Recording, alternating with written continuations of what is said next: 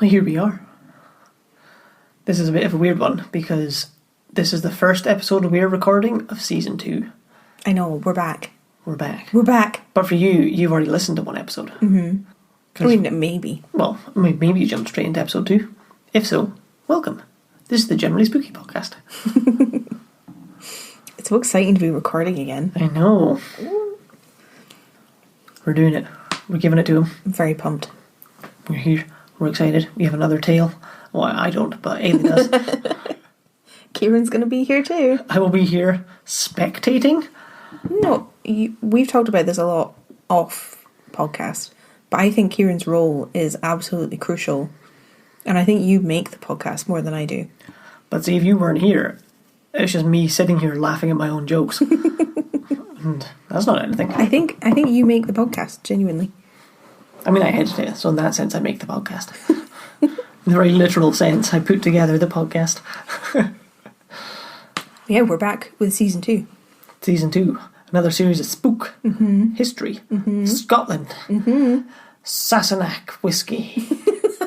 I wish. Still no. I really thought about buying a bottle and then being like, I have a surprise, and whipping out a bottle of Sassenach whiskey. But I just didn't get around to it. Here we are already. That would have been so sweet. Yeah. I don't even know what I would have done. I would have been so surprised. I would have just been completely lost for words, and then I wouldn't have been able to do the podcast because I wouldn't be able to speak. That would scupper it somewhat, wouldn't it? Yeah, and it's such a crucial part of the podcast, me being able to speak. Well, that's when I announced her as a special guest, and just Sam Hewen comes into our spare room. That's when I die. That's when I fully die. Like dead. And then you'll tell the story of me. Yeah, then you can haunt me and I'll tell people about it. I'll haunt you if you want. Yeah, that'd be nice. Keep me company. Okay. I feel a bit rusty. I know. Even though we recorded the witchcraft series after season 1. Mm-hmm. And not that long ago. No, but it still feels weird to be back with a full season. A full season. The beginning of. Because, we've probably talked about this for episode 1, since this is episode 2, but this is our first time to really get into it, you know? I know. Getting full on stuck back in. Yeah. We hope you're enjoying it. Mm-hmm. Lovely listeners at home. As opposed to abroad. Well, they can listen to it wherever they want. At home. Yeah. It sounds kind of like a radio DJ or a TV program. Don't try this at home. Well, yeah, we're properly back with episode 2. Episode 1 is slightly different to anything that we've ever done before. But this is the first time that we're properly back, just sitting in our office at home, and I tell you a story. Yeah, and I'm excited to hear it. I hope you are, because you, and if you're also listening to this at home, you might need something to eat or some kind of sustenance, because this is going to be really, really long. It's a doozy. Yeah. You did occasionally just look up from the cavern of you doing your research with these square eyes, just look at me going, fuck, this is so long. I was deep in the cave for this one. Deep in the pain cave. Deep in the cave. Yeah, it's going to be really long. I've gone for a pretty heavy hitter for episode 2. Going in. Damn, I'm excited. Well. Before you do, there's one change for season 2. Oh, yeah. You can now, you, the listener... Yeah, I'm not going to do it. ...at home, can donate to us and the Generally Spooky podcast if you are feeling incredibly generous and want to help us keep doing what we're doing. Yeah, Kieran's been super clever and tech savvy, and he has added a donate button to the website. Yep. So if you go to generallyspooky.com, there's an option to donate to the podcast using PayPal, and there's a few amounts there. You can donate what you like, what you can afford. There's an option for £1 there, you know. All helps. It would be so helpful just to keep us going, because we don't make anything. No, and it's quite expensive doing all the different hostings for the website and the podcast and stuff. Yeah, so every little donation would really go a long way, further than you would think. Yeah, we'd be very much appreciative if you have anything you can spare. Yeah, help us keep the lights on. Yeah. And, keep the website up and make sure we have a microphone. We do need microphones. They are very important. That's at generallyspooky.com/donate. Yeah. It sounds like our first ad break. An official, unofficial ad break. Yeah. To ourselves. For ourselves. Yeah. Well, shall we roll the music and then dive in? Yeah, I think so. If we haven't rolled the music already, we should roll it now.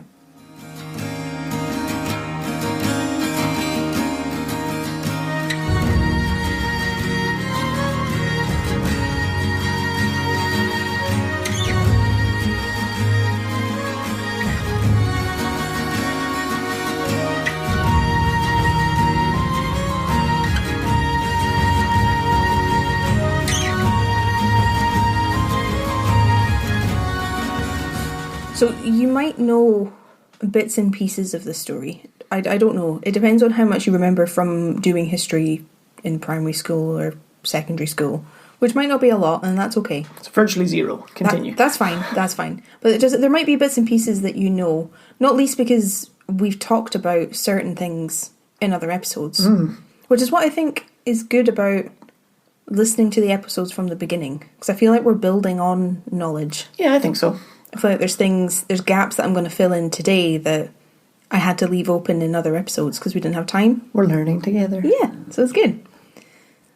Today, I've decided to take on the pretty mammoth task of telling you the story of Mary, Queen of Scots. Oh, damn. The Mary, Queen of Scots. The Mary, Mazza. No. If you will. No.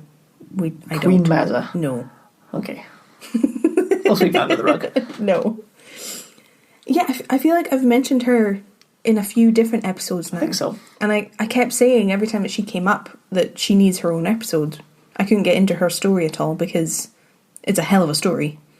So now I'm doing it. Excellent. Was she the mother of King James? Yes. Well remembered. Oh. You get a coffin. Oh, thank you.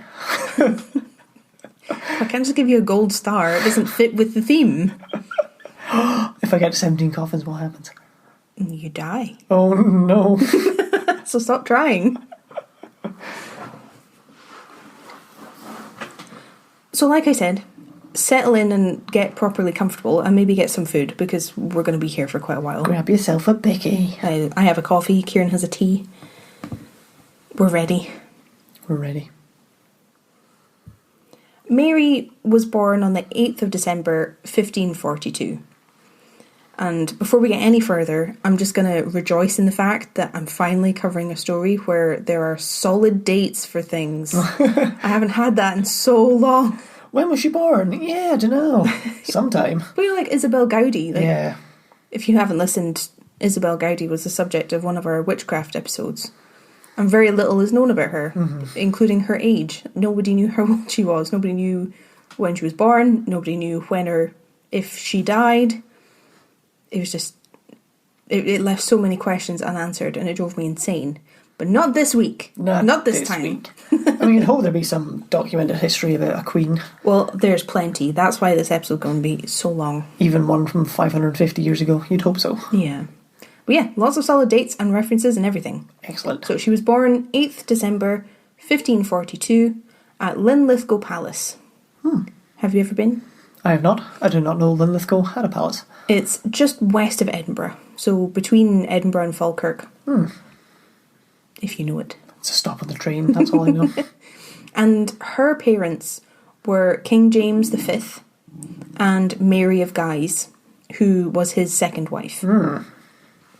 And Mary of Guise was from France, and their marriage helped solidify something that was called the Auld Alliance, A-U-L-D, which is a Scottish word meaning old. I know, shocker. But this was a historical alliance between Scotland and France, which will be important later because it was an alliance between Scotland and France against England.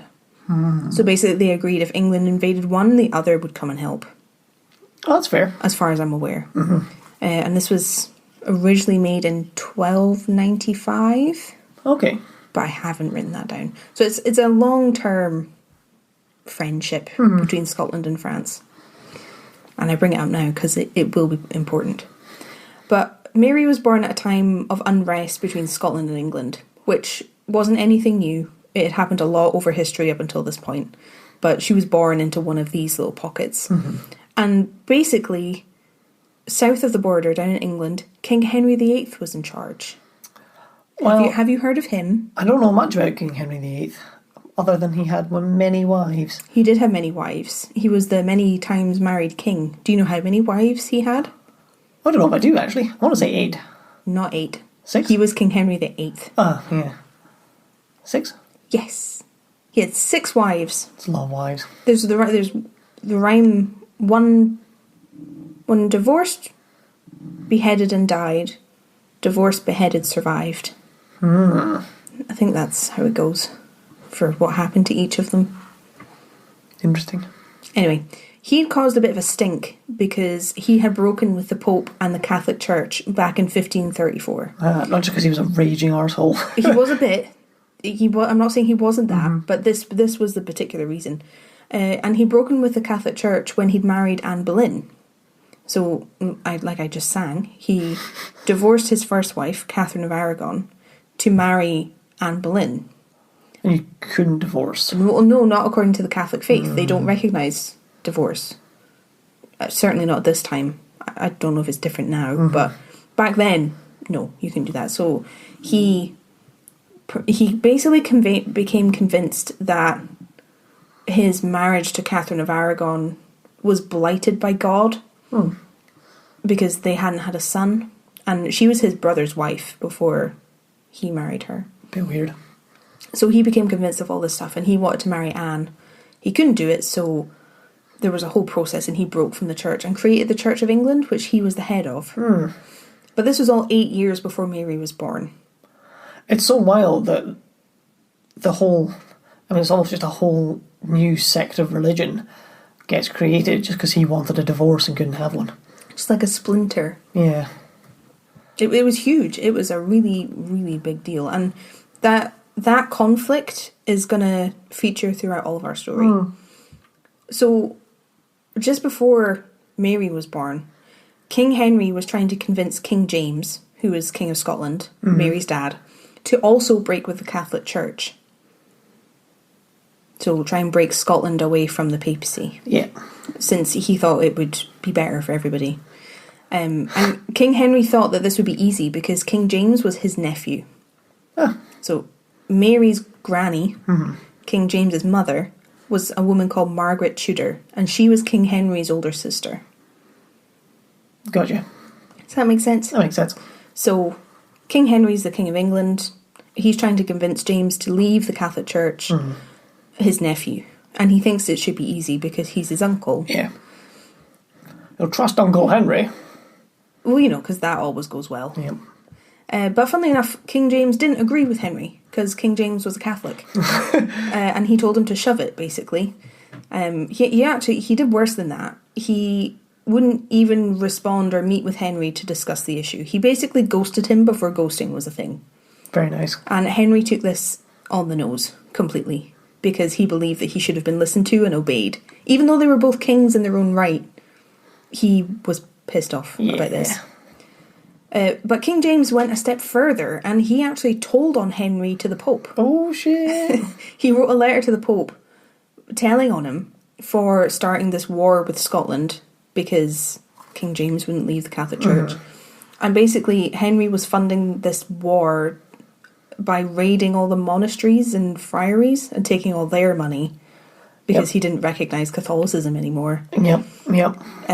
So James told on him to the Pope, which I thought was kind of funny. He's like, he's hitting me. Yeah, he's at war with me. I mean, it's a very serious issue. I'm not trying to say it's not. It's just quite a funny image. It is quite funny. He's raiding all your piggy banks. Yeah. So this is why Mary was born into a time of unrest. Henry had been doing this, launching raids into Scotland, trying to encourage James into his way of thinking and breaking with the Catholic Church. And part of this was because if Scotland wasn't Catholic, it would form another wedge between them and France. Because England didn't get on with France. So if England has Scotland and France both annoyed at it at the same time, it's a war on two fronts. That makes sense. Yeah, you with me? Did England and France have the 100-Year War? Oh, God, I don't know. Just thinking about historically England and France not getting on. I can check. Go on. It was an intermittent struggle between England and France in the 14th to 15th century. So about 100 years before our story. The 100 Years' War. So there you go. There you go. So yeah, they weren't pally. So he was a bit concerned if France and Scotland are chummy. You know? At the end of November of 1542, the year that Mary was born, just the month before, Scottish and English troops clashed in the Battle of Solway Moss, which I think happened somewhere near Carlisle and Dumfries, down sort of in that border area. And the Scots didn't do well. They had more soldiers on their side, but it was still a pretty resounding defeat for lots of reasons. I won't get too into it because we don't have time. Yeah. But it was a defeat, and there were lots of men drowning in this big bog, and lots of Scottish soldiers were taken prisoner. So it was pretty embarrassing for King James. Even though he wasn't actually there, he holed himself up at Falkland Palace after the battle. He wasn't involved in the battle, but he had to kind of shut himself away and lick his emotional wounds better and deal with the battering that the Scots had taken at the hands of the English. He's not Theoden, is he? No, he's not. Not really. He also had a really bad fever at this time. Well, that doesn't help. Which was pretty fatal during the 1500s. Maybe. So yeah, he's not very well. He's dealing with this loss. And then on top of all that, he gets even more bad news. Because he finds out that his wife, Mary of Guise, had just given birth to a girl. Ugh. Because that's the worst thing that could happen to a monarch in ill health in the 1500s. Girls. Your wife giving birth to a girl. Should have had girls. But it happened that Mary was his only surviving heir. He'd had other children with his first wife, Madeline, but they hadn't survived. So Mary was his only heir. He'd had mistresses, and he'd had children with mistresses, but they were illegitimate. They couldn't technically inherit the throne. Yeah. So Mary was the only solid heir that he had, and heir to the throne of Scotland. And he wasn't impressed that he would potentially be leaving the throne to a woman. Apparently, while he was ill with his fever, he said to one of his advisors that the House of Stuart came with a lass and will go with a lass. How awful is that? What nerve?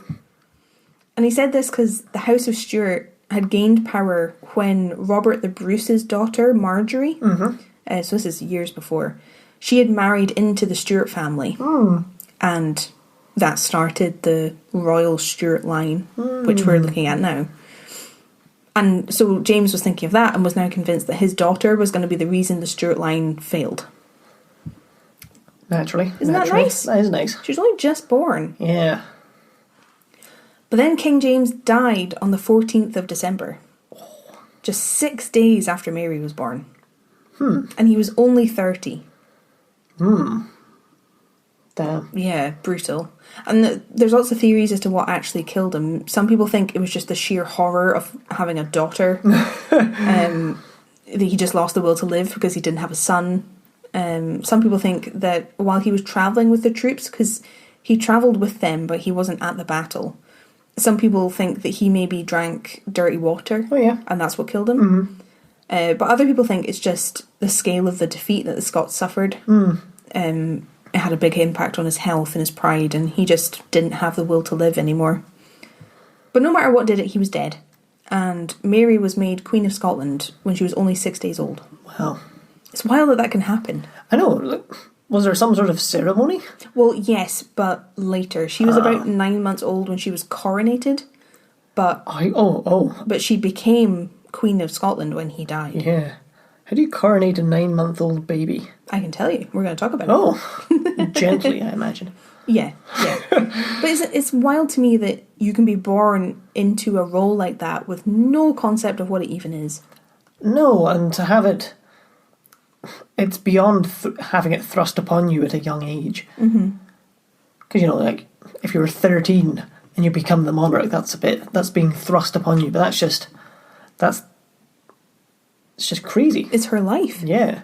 being born into it in a complete sense. Yeah, that she's given her entire life's purpose at 6 days old. Never having a living memory of not being queen. No. Bizarre. Mm-hmm. Now, obviously, a 6-day-old baby can't run a country. No. As funny as it might be to watch. And as usually happens in cases like this, we talked about it when we were talking about her son, King James VI. Yes. With Mary, the same thing happened, that lots of people were falling over themselves to offer their help and their services to Mary of Guise and her now queenly daughter. Lots of people spotting the potential of the gap that was now empty, that needed to be filled, a very important position of power. So they were all like clawing at each other to become Mary's regent, which is the person who rules the country until Mary is fit to do so. Yes. Which is what happened with her son, which we'll get into later. Yeah, the country needed someone who would take care of Scotland and not just their own needs while they have power. Yeah. Which is surprisingly difficult to find because everyone is very selfish. Now, remember, Mary's been born into a time when Catholics and Protestants are at each other's throats. Both groups want Mary to be raised in their religion because that would have a huge impact on how Scotland is run. There were two main contenders for the regency, and one of them was a Catholic, one of them was a Protestant, as you'd expect. Naturally. The first was a man called Cardinal Beaton, and he was a Catholic. And he claimed that King James had left behind a will that said that he wanted Cardinal Beaton to be Mary's regent. So, you know, fairly solid. But then enters a man called the Earl of Aaron. He's a Protestant. And his claim wasn't really based on anything. As far as I can tell, he just had lots of support and basically said that the will was a forgery and people believed him. So the Earl of Aaron became regent of Scotland. Very nice. Very nice. That's basically how it went. He didn't have the same kind of proof, quotation marks. Yeah. He basically just had lots of men behind him being like, yeah, he should do it. So Cardinal Beaton had to step away. That's how Julius Caesar gained power. Oh yeah? Absolute power. Yeah, he just Did he just do it? he just did it, and for like years, every time he'd go off on his conquest through Gaul, he'd make lots of money, he'd come back and then just throw parties for everybody. Oh, you told me about that. Everybody who could come to his big feasts and everything. So everyone was really stoked on him. So then he made a move for power and everyone was like, yeah, this guy's great. We should all get behind him. And then he took absolute power instead of... And everyone then went, he took it to the bad place. Yeah, and everyone, oh. Well, I think he was mostly fine, but then it carried on as absolute power and quickly went to shit. Well, I don't know. I don't think anyone should... We shouldn't get into this. I don't think anyone should have absolute power. No, but he wasn't as bad as like Nero, who was mad and stuff like that. Or Caligula. Yeah. Who went to war with the sea. Can't do that. Can't be doing that. Made his horse a senator. He did. Maybe we should have a Roman series. Roman. Ooh. That'd be exciting. Maybe. Side note, if you haven't watched the Shakespeare play, Julius Caesar, phenomenal. Highly recommend. Brilliant play. I haven't watched it. You've watched it with me. Interesting. It was a long time ago. I think it was in school. Ah, okay, that makes more sense. So I have no memory of this. Kieran and I have known each other since we were 15. We have. If that doesn't make sense. When we were in school together. Yeah, you've watched it with me. I think. Okay. Anyway. We've got off topic. Point is, that's a common thing. If everyone's really stoked on you, everyone else has to be like, okay, well, we can't anger all the people. Yeah, exactly. So he had lots of support. But as well as these guys, King Henry also acted quickly to try and take advantage of the fact that there was a new queen on the throne and she couldn't rule. She was busy pooping. Yeah, exactly. She had a lot on her plate. So he suggested that, Queen Mary, as, young as she is, he already knew she would make the perfect match for his son Edward to marry. Completely selflessly, of course. Well, naturally. Completely.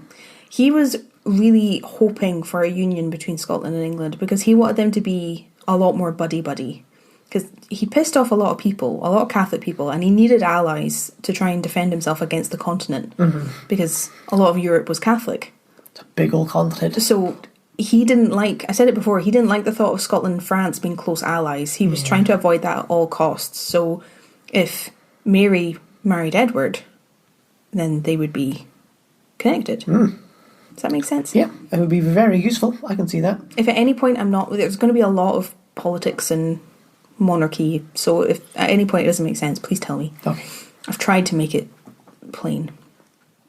So when Henry suggested that Mary marry Edward, he came up with something called the Treaty of Greenwich, which he hoped would help seal the deal. So he wasn't just suggesting that they would be married. He said, yep, they'd be married, they would have this union, but their respective countries would remain legally separate, because that's what a lot of people were worried about. They didn't want Scotland and England to become one country. They didn't want that. So he said, no, that won't happen. And there was also a condition that if Edward and Mary got married and they didn't have any children, then the union of Scotland and England would be dissolved. Oh. So that would be the end of it, because their union would be over when they died, with no children. I mean, that seems quite good. Right, so, he gave it some thought. As far as terms go, that's all right.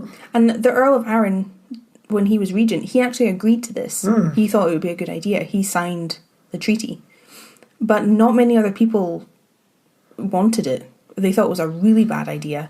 A man called Adam Otterbern, he was the king's advocate for James V, Mary's father. And I think this was after, 20 years after the treaty was made. He was talking about it, and he said, "Our people do not like it, and though the governor and some of the nobility have consented to it, yet I know that few or none of them do like of it, and our common people do utterly mislike of it. I pray you give me leave to ask you a question. If your lad was a lass, and our lass were a lad, would you then be so earnest in this matter? And likewise, I assure you that our nation will never agree to have an Englishman king of Scotland. And though the whole nobility of the realm would consent, yet our common people and the stones in the street would rise and rebel against it." I thought that was very lyrical. It is, yeah. The stones in the street would rise and rebel against it. So, people were not happy at the thought of an English king stepping in. Because there's a thing in Scottish law. I don't know if it's the same in England, but it's a concept called the Crown Matrimonial. I don't know if you've heard of it before. Basically, when it came to Scottish monarchs, if the king or queen gave their partner, their husband or wife, the Crown Matrimonial, they ruled equally. Oh. Rather than being king and queen consort or vice versa. If they had the Crown Matrimonial, they ruled equally. Interesting. So it could potentially happen that if Edward married Mary, he would be equal king of Scotland to her Queen of Scotland. So people were anxious. I hope you'll give me one of these days for our house. You want the Crown Matrimonial? Yes, please. I want equal voting rights in this household. I own 51% of this marriage. It seemed like things were pretty dire. Cardinal Beaton, he wasn't happy at the job the Earl of Aaron was doing as regent. A lot of people weren't. They thought he was doing a terrible job because he wasn't really standing up to anybody for anything. So Beaton decided to drum up support for his pro-Catholic, pro-French agenda. He really wanted to drum up support for the Auld Alliance and gain himself some power, like Aaron had done to get the regency. So he's building on all of this pro-French feeling, putting down all of the pro-English feeling, which is basically shitting on the Treaty of Greenwich. Can't go shitting on that. It's kind of important. But in all of this, Beaton knew that Mary was very vulnerable at this point. I mean, she's just a baby. So if the English decided that they were just going to take her because the treaty had been signed, it would happen. So he was really keen for her and her mother to be moved to Stirling Castle rather than Lithgow Palace, because it's a big castle on a big hill. Well, a lot easier defended. Exactly. There's probably few places that are safer than Stirling Castle. Yeah. So he was pushing for that. That's what he really wanted. But Aaron, the regent, didn't think they should be moved. He thought they were safe. Because, if you're hiding the Queen in the face of the English. It probably doesn't look great. But he changed his tune because Beaton turned up to Linlithgow Palace with his own crowd of supporters this time. And yeah, there was nothing Aaron could do. Mary was taken to Stirling in 1543, apparently escorted by 3,500 armed men. Damn. I can't even imagine what that looks like. No. And they marched all the way from Linlithgow to Stirling. That's a fair distance. Right? So she was safe in Stirling. And this is good because relations soured from here between the Scottish nobles and King Henry. No, that never happens. Scotland and England always get on. Well, this might be why. Maybe. So, King Henry had some Scottish merchants arrested as they travelled through England, even though they'd done nothing wrong. The only thing that they had done was that they were heading to France to sell their goods. So he had them arrested so that they couldn't go to France and trade. So nobles were very, very upset. It wasn't fair. A lot of people took huge offence. The Earl of Aaron possibly took the most offence of anybody because he completely renounced his Protestant faith. And he joined Cardinal Beaton as a Catholic. Wow. Jeez, oh. Yeah, like swings and roundabouts. Woofed.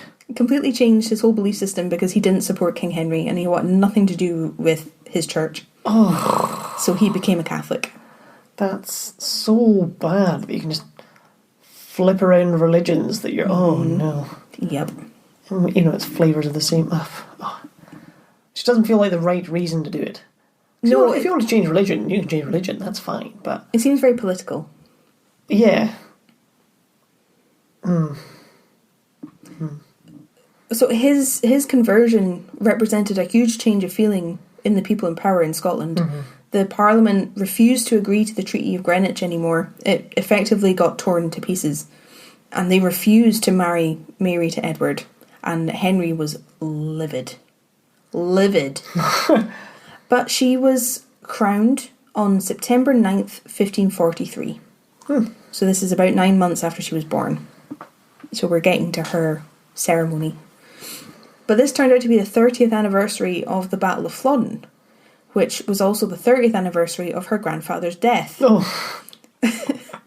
Now, I probably believe in omens more than a lot of people do, but come on. That's not good. That can't be good. You can't do that. No. During the ceremony, the Earl of Aaron carried Mary's crown for her, which was important. It was significant because he was next in line to the throne if Mary didn't have any children. Because he had his own family connection to royalty. Oh, interesting. Through a different way. So he carried her throne. But apparently Mary sat on her mum's knee throughout the whole ceremony. And everybody lost their mind because at one point Mary, as the baby, reached out to try and grab the sceptre that they used to crown her. She tried to grab it and everybody thought it was cute and that it meant she was a born queen. So they loved it. They loved it. You would. Like if that were to happen, you'd be all over it. Absolutely. But King Henry was very wound up at being told no. He was determined that Mary would marry his son because he wanted it. So began a period of history that has been nicknamed the Rough Wooing. There's an awful lot to unpack there. I know, that's not great. It was Sir Walter Scott, the Scottish author, who nicknamed it that. That's why this 8 or 9 years in history is called the Rough Wooing. Basically, King Henry ordered this mad trail of destruction through Scotland, destroying abbeys, castles. It was mainly in the lowlands rather than up here because it's difficult to get here. But he basically felt that this was the best way to secure the marriage. It's a bold tactic. Because you know what really marks you out as a class act gentleman? Being told no and then proceeding to kick and scream and shout and pillage about it because you don't think it's fair.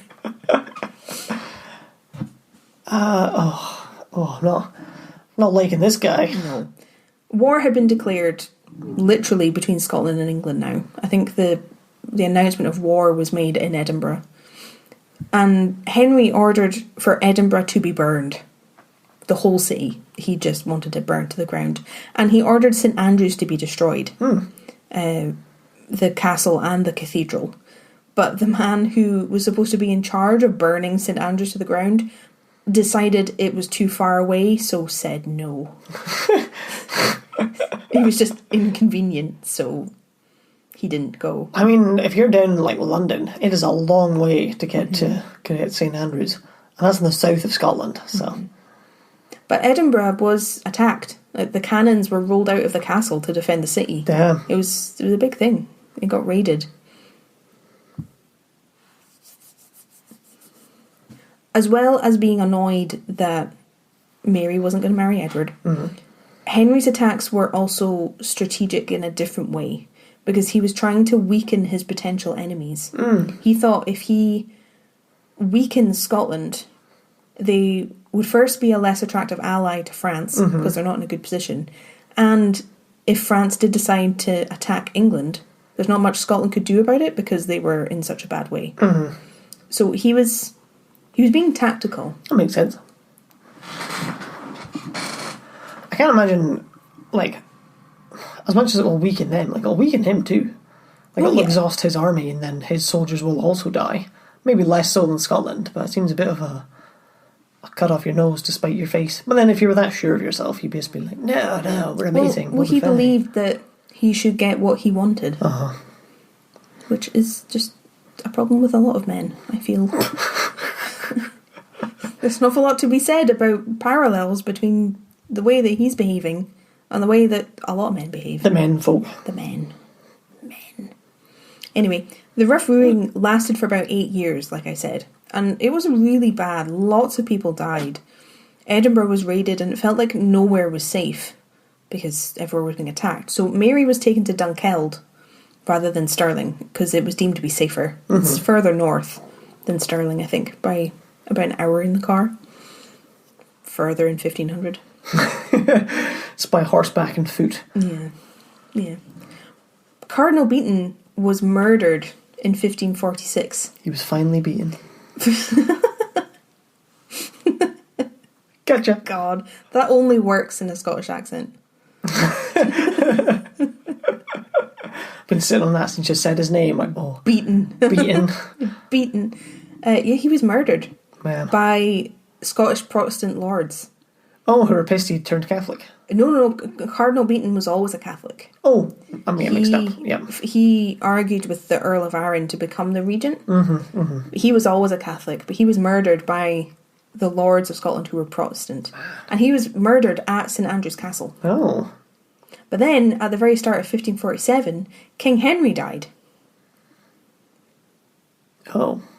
You seem surprised. Yeah, but, that's unexpected. I thought he was going to be much longer in this. No, I'm pretty sure he died of gout. Oh. Because he was very overweight and very unhealthy by this time. Yeah. Oh, that's not a nice way to go. I think it was gout. Yeesh. I can check, but I'm pretty sure it was gout.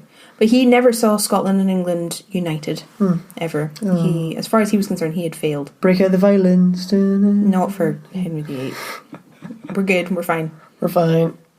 His son, Edward VI, became king. But his advisors that he was surrounded by were just as committed as Henry had been to making Mary Edward's wife. So she wasn't safe yet, even though Henry had died. They were still pushing for this agenda. How old's Edward? Is he quite a bit older than Mary is? I think he's 6. Oh, okay. I don't think he's... I'll check. I was going to be one of those weird ones where he's sitting there as like a 20-year-old. No. But like, that's your future wife. Like, what, that 2-year-old?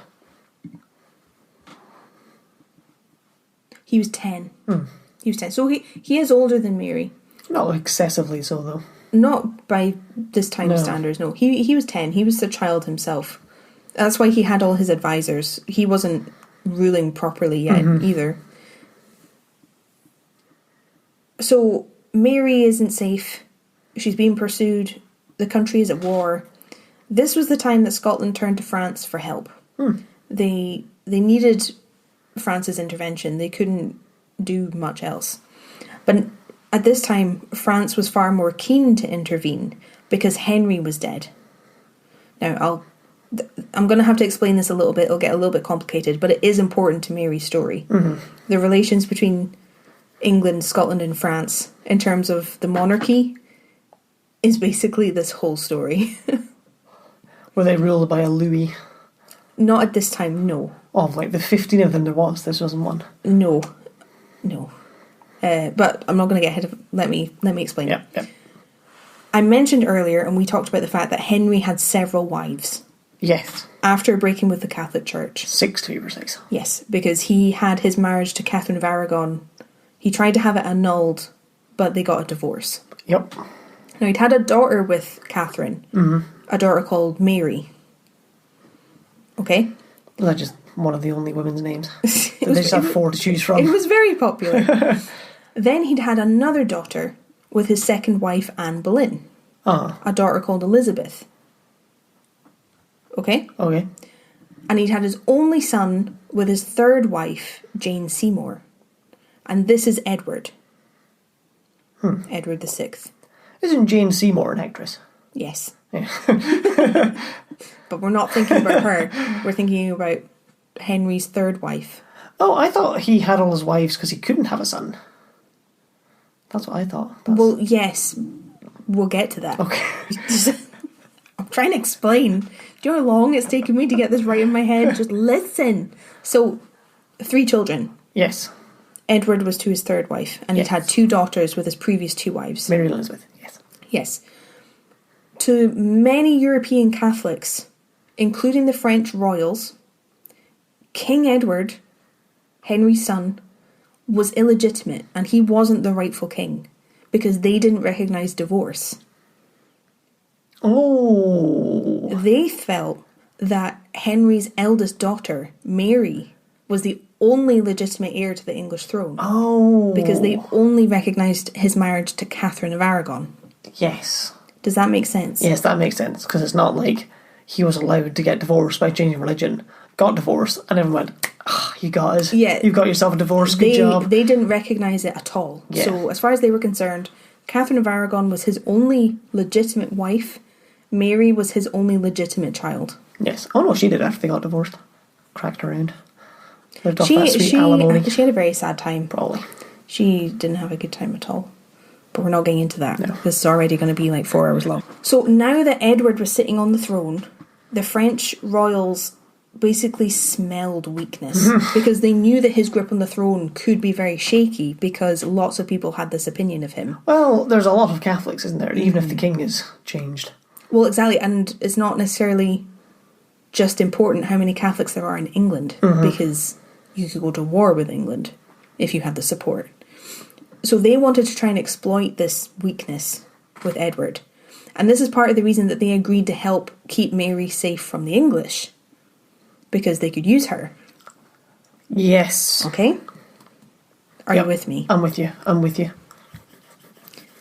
So now we're kind of looking at the French a bit more. And the French king is King Henry. I know, I'm sorry. I could call him like Henri, if that would help. Do it. Henri. Because I like hearing you say Henri. I'm not good at French. Henri. I'm not going to do that. I'm going to say Henri. Is that reasonable? That sounds good.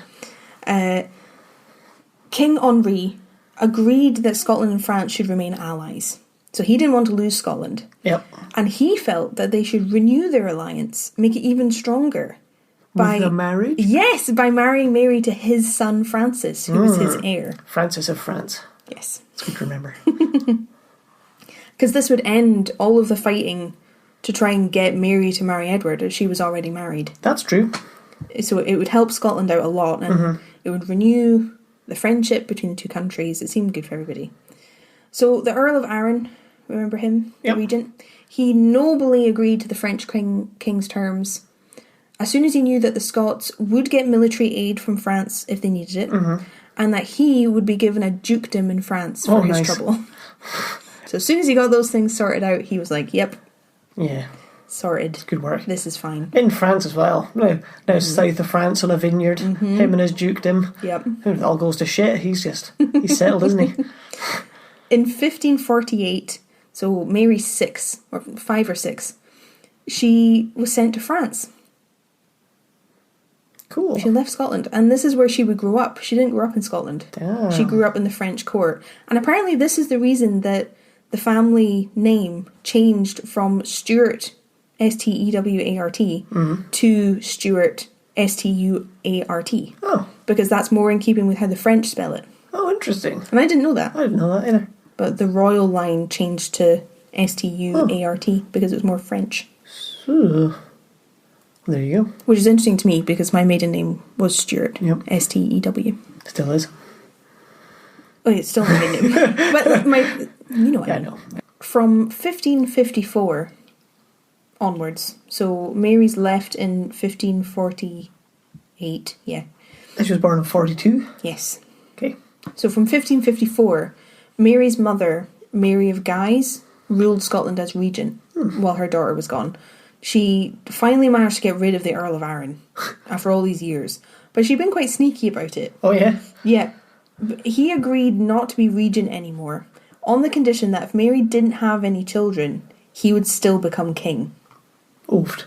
So Mary of Guise was like, yeah, totally. I totally haven't already secretly promised that the Scottish throne will go to the French if my daughter has no children. Sure, you can be king. So he agreed. Very nice. The Earl of Aaron, you were saying how you were annoyed that he was like flip-flopping. Uh-huh. Well, later in his life, he would go back to Protestantism. Ugh. Because he decided that he didn't like that Mary of Guise was regent anymore. So he flipped on everything, and he lost his French dukedom because he became a Protestant. Oh, yeah, that makes sense. And then he tried to get Queen Elizabeth I to marry his son later, and then tried to get Mary to marry him after that. Oh my god. Neither worked out. And then it turned out that his son was insane. Like, oh no. Insane. So there's that. And then he was declared as a traitor later in life. So he didn't have a good time. Man, he had a bit of a journey. But our Mary of Scots, Queen of Scots, is growing up in France, awaiting the time that she'll marry Francis, who was known as the Dauphin of France. I don't speak French. Dolphin, carry on. Well, yeah, it translates as dolphin. Oh, does but it means that he's the heir to the throne. Ah. That's the title that was given to the next heir, the Dauphin. I only know that from Age of Empires 2. Oh, well, there you go. Because it's a Joan of Arc campaign. They talk about a Dauphin. Well, that's the Dauphin. Well, there you go. Which I can't say particularly well. Please don't laugh at me. Mary was sent to France with her 2 illegitimate half-brothers, as well as 4 girls who were all her age, from different important Scottish families, and all of them were called Mary. All of them. So they were known as the 4 Marys. Well, who travelled to France with Queen Mary. Also, there are 4 other Marys. 5 in total. Interesting. After you saying that there are no names. Oh, man. That was a good name, to be fair. That's your mum's name. Yep. Again, just the brownie points. By all accounts, Mary had a really good childhood in the French court. She was very accomplished in all of the activities that you would expect a queen to grow up learning. Like hunting falconry. I saw that was pretty cool. That's pretty cool. Loads of things. She was very clever, and she spoke a whole host of languages, including her native Scots. Oh, I like that. Which I appreciate any time it comes up, because I like the increase of treating Scots as like its own language and its own thing. So even though she didn't grow up in Scotland, she learned how to speak Scots. But one thing that was commented on a lot about Mary was how incredibly beautiful she was. She was known for her red and golden hair. She had beautiful brown eyes, and she was about 5'11". She was tall. Oh, wow. And a lot of people at the time felt that somehow marked her out as divinely fit to rule, because she was so tall and she carried herself so regally. That's funny, because that's a thing like psychologists have shown. Oh, yeah? That people regard people who are taller in higher esteem. There's something about it. Oh, well, this is exactly what happened. Because men who are over 6 foot are much more likely to earn an above average income. Oh. Well, unfortunately for Francis, he was shorter than average, and he stuttered. Ooh. Not a bad person, but he didn't have the same gravitas that Mary did. I mean, that must be well above average at 5'11". Yeah, especially then. Because today, if you met a woman who's 5'11", you'd think she was noticeably tall. Yeah, absolutely. Well, nearly 6 foot. Yeah. India's nearly, I think she might be 5'11", or close to it. And she's tall. Absolutely. So yeah, that she was quite singular in her appearance. She married Francis on the 24th of April, 1558. So she was 16, which wasn't strange then. It's later than I thought she was going to get married. Yeah, like it wasn't that weird. And she was married in Notre Dame Cathedral. Oh, very cool. Very grand. I love Notre Dame. And this was a really, really big deal, this marriage, because it potentially brought together the crowns of Scotland, France, and England. That's pretty good going, isn't it? In this marriage. But over the water in England, things hadn't been so easy. King Edward VI had died in 1553. Oh. So he died very young. The year after she went to France. In 1552. No, the year before she went to France. Yes, the year before she went to France. Yeah. Sorry, there's so many days. Yeah. I've tried my best to keep it simple. Wait, he died. And then his half-sister, Queen Mary, remember? She was the eldest daughter. She died the same year that our Queen Mary got married. She died in 1558. Oh, okay. Which all meant that Queen Elizabeth was now on the throne. Dun, dun, dun. Now her you've probably heard of. I am familiar with Queen Elizabeth. Queen Elizabeth the First. The first. Not the second. No. The first. What's the current Elizabeth? Is she the second? Oh, is she? Okay. There's only two. Okay. And she was the one the French wanted in power, right? No. Oh.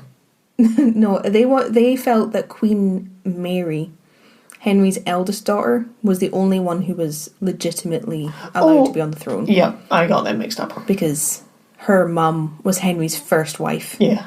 And the only one they recognised. But she died. She died. Yeah. She died the same year that Mary got married. Yes, yep, I'm up to date again. Does that make sense? That makes sense. So yeah, Queen Elizabeth, daughter of Anne Boleyn, is now Queen of England. Dun, dun, dun. But remember what I said about the Catholics not accepting Edward as a legitimate heir? Yes. Well, they were even less keen on Elizabeth. Because her mother, Anne Boleyn, had been executed. And that's bad?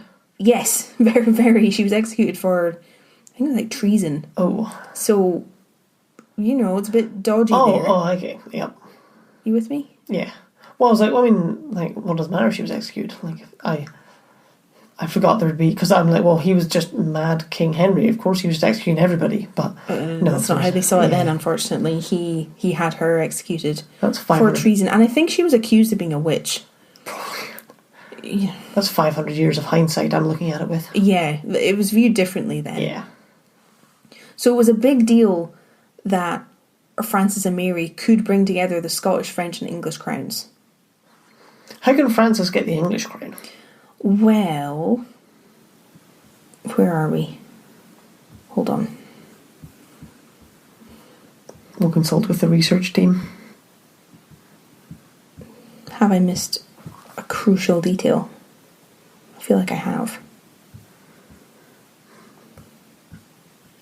Oh no, I did say it. I just haven't repeated it since the beginning.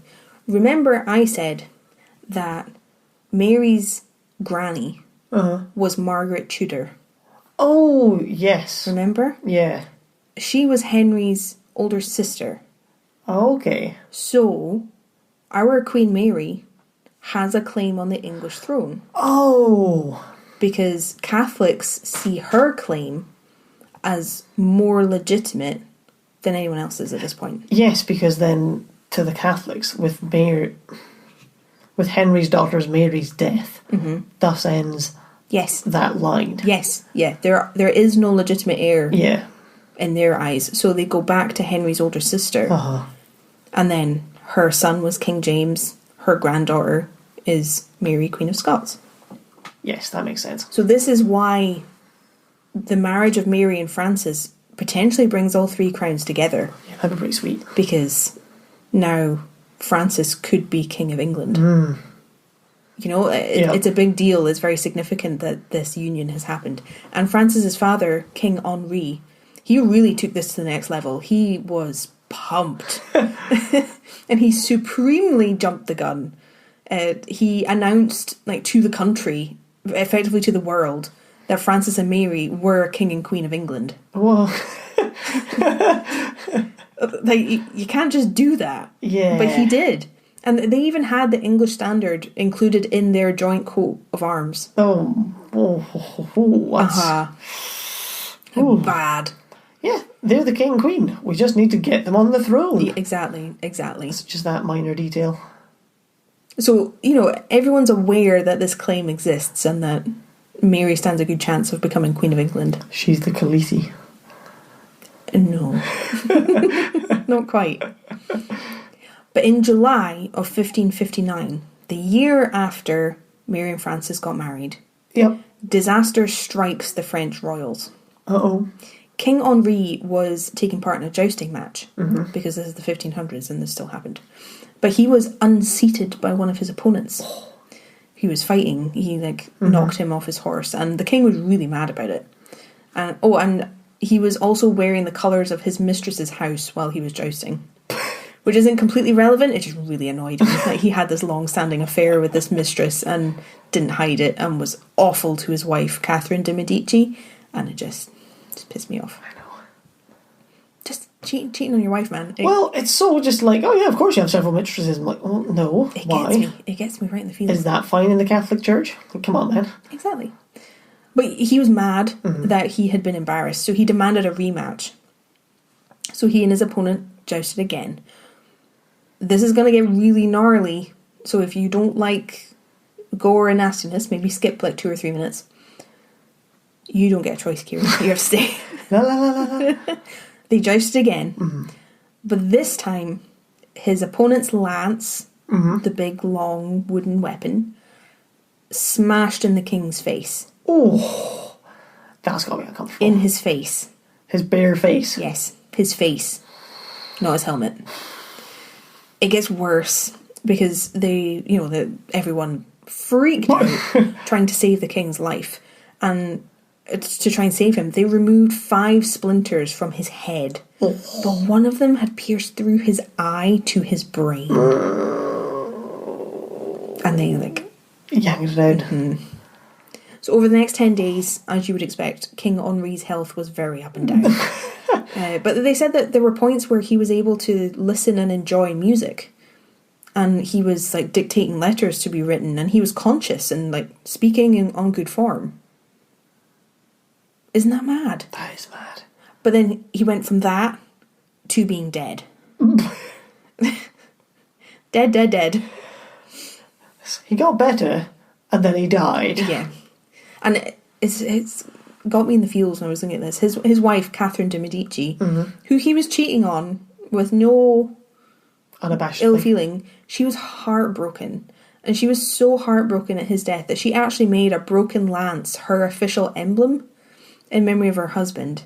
And her new motto, became, "From this comes my tears and pain." Oh, fuck. It's kind of goth. Yeah. Isn't it? But doesn't that just break your heart? That does. Jesus. But all of this meant that Mary's husband Francis was now King Francis II of France. His dad had died. Oh, yeah. So he's now king. So she's Queen Consort of France. Still very young. She's only 17. And Francis is also, I think he's 3 years younger than her. Older? Younger? I can't remember. They're both really young. So her uncles from the Guise family, remember her mum is Mary of Guise, she was French. Her mum's brothers stepped into a lot of power in France and became a really powerful family. They ran a lot of the country. And Mary of Guise was regent in Scotland at this time, so they had a lot of power. Damn, it's a lot going on. But with Mary of Guise in Scotland, while all of this is happening in France, she's not really managing to maintain control of the country. Protestant feeling and attitudes are kind of rising, and the only way she can maintain control is when the French send troops to help. sort of manage the Protestant rebellion and uprisings and things. So things aren't great in Scotland right now.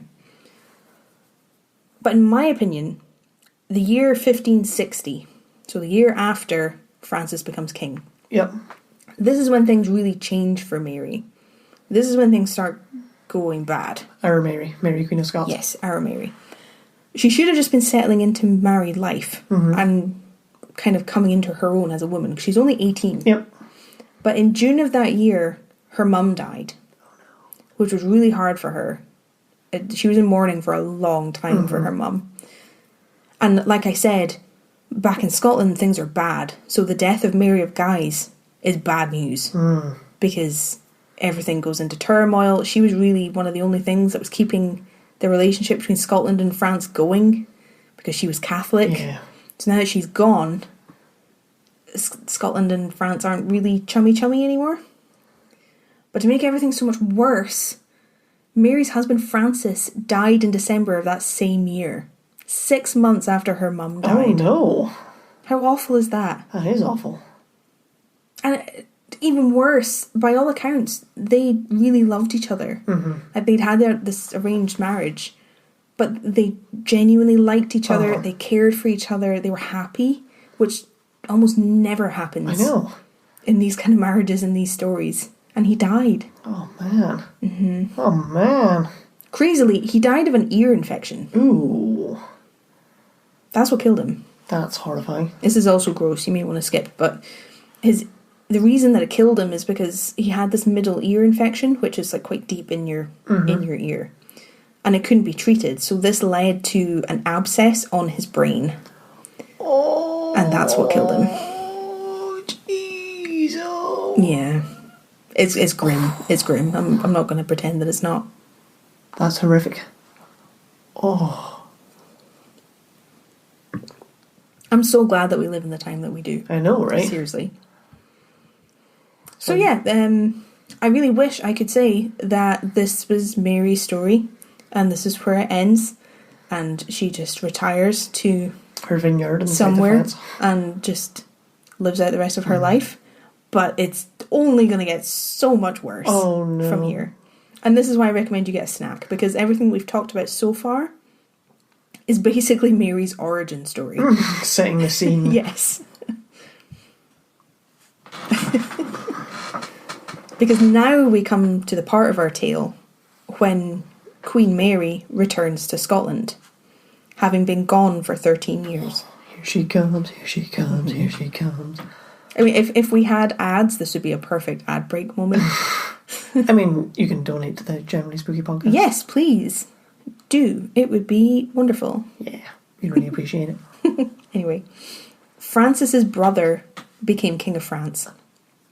Maybe we need more origin stories in the GSP cinematic universe. Like, it's doing well for Marvel. They're just milking out origin stories left and right. Throw one in for everybody. Oh, if we get like super successful, what if our origin story is worthy of an episode? How we came to be. Meta. People want to know our family history and what made us the way we are. Like, why are they like that? Oh man. Why do they do this? What went wrong with that guy? I was saying, Francis's brother became King of France now that he had died. And his mother, Catherine de Medici, Francis's mother too, she didn't want Mary to be in France anymore because Francis was dead. I saw a few places saying that Catherine didn't like Mary, but I couldn't find any proof of that. It just seems like, Mary represented a lot of turmoil because she had all of this going on with Scotland, and Catherine didn't want her there because she wasn't married to anyone anymore. Well, I think you could see how she could hate her, but without evidence. Well, I don't see why she would. I don't see why she would go out of her way to hate her. She has so many other things going on. Yeah. I don't really see it. Anyway, I saw that in some places, but I don't know if that was true. Unverified. But Mary returned to Scotland, even though she didn't really know anything about the country anymore. She hadn't been living there. She didn't know how people lived there, and she didn't really know a lot about the conflict going on between Protestants and Catholics. She was returning to a Protestant country as an unknown Catholic queen. And one who's lived in affluence in the courts of France. That's not going to go down well, is it? Exactly. She's, to a lot of people, they'll have looked at her and thought she wasn't Scottish, that she's French. But she returned to Scotland in August of 1561 as an 18-year-old widow with very few friends and allies. She was returned to a very volatile country. As I said, her mother had barely managed to hold control. So she was coming back to quite a... intimidating is not the right word. Just dangerous. A dangerous environment. One of her half-brothers... So remember I said that King James had children with mistresses. The Earl of Murray was one of them, who I'll refer to just as Murray from now on. Or Murs. Murray. He supported the Scottish Reformation, which put him at odds with Mary because he was the leader of a group of Protestant nobles in Scotland. Yes. So he had a lot of power, and he was a very powerful Protestant. So he was directly at odds with Mary. But she chose him as her chief advisor. Smart. Smart, you think? Yeah, if because she's not going to come in and turn everyone Catholic, is she? So it's smart to get in with the enemy, so to speak. Interesting. I think. Unless he just power grabs. We'll talk more about Murray later. Dun, dun, dun. He just won't. Just doesn't come up again. Just the ultimate tease. But Mary faced a lot of opposition right from the very beginning. Have you heard of John Knox? I know the name. He was a really important figure in the Reformation in Scotland. He was a Protestant preacher who was super against Catholic traditions. He believed in everything being very stripped back and living very austerely and frugally, and that worship should be stripped back too. That he didn't like Catholic traditions of having really fancy churches with lots of expensive relics and none of that. None of the pomp and decoration. He didn't like any of that. So he really hated Mary. Hated everything that she stood for. He actually said that it was, quote, more than a monster in nature that a woman shall reign and have empire above man. Oft. Unquote. Oft. So he was a dick. Yeah. Basically, he was a dick. Sexist dick. Don't like him. Don't agree with him. He couldn't deal with the fact that the thrones of both Scotland and England were sat on by female butts. He did not enjoy it. Oh, see? You have to appreciate the female butt. Right? Anyway, Mary invited him to discuss religion with her at one point. Oh, yeah? Trying to open up some kind of dialogue, and he never accepted. Well. And later in her reign, she convicted him of treason and imprisoned him, but then she acquitted him. So he was a bit of a thorn in her side, really. By the time Mary returned to Scotland, you can imagine that her cousin, Queen Elizabeth I, down in England, is a little nervous. And everybody together, they'd be cousins. Yep. Of course. They are cousins. Cuz. To those who didn't support Elizabeth, Mary was the rightful queen. And now she was back on... It wasn't the UK yet, but she was back on UK soil. Can you imagine if Scotland was all Catholic, so she didn't have all this, inner conflict to deal with? Right. There's one of her biographers, one of the modern day biographers, has said that she was just the unluckiest queen ever, because she had so many things against her. Yeah, because if she'd come back as the Catholic to the Catholic country, they'd have been like, yay, she's back, we've got our true queen, let's everything. There'd definitely be a, let's behave in England. Right? You have to assume. You can assume. Oh, yeah. Yeah, it's interesting when you consider all the things that were stacked against her. Particularly the more we get into the story. She was so unlucky. It's like she never stood a chance, basically. But Mary represented the rightful Queen of England to a lot of people. So to Elizabeth, Mary was a threat.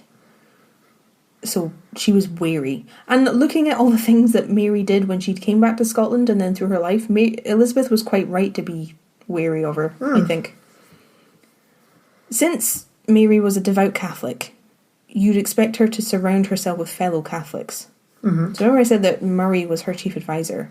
You would think that she would put Catholic nobles and important figures into positions of power in her court to try and bring the country round to her way of thinking, and to keep the French happy. Oh, yeah.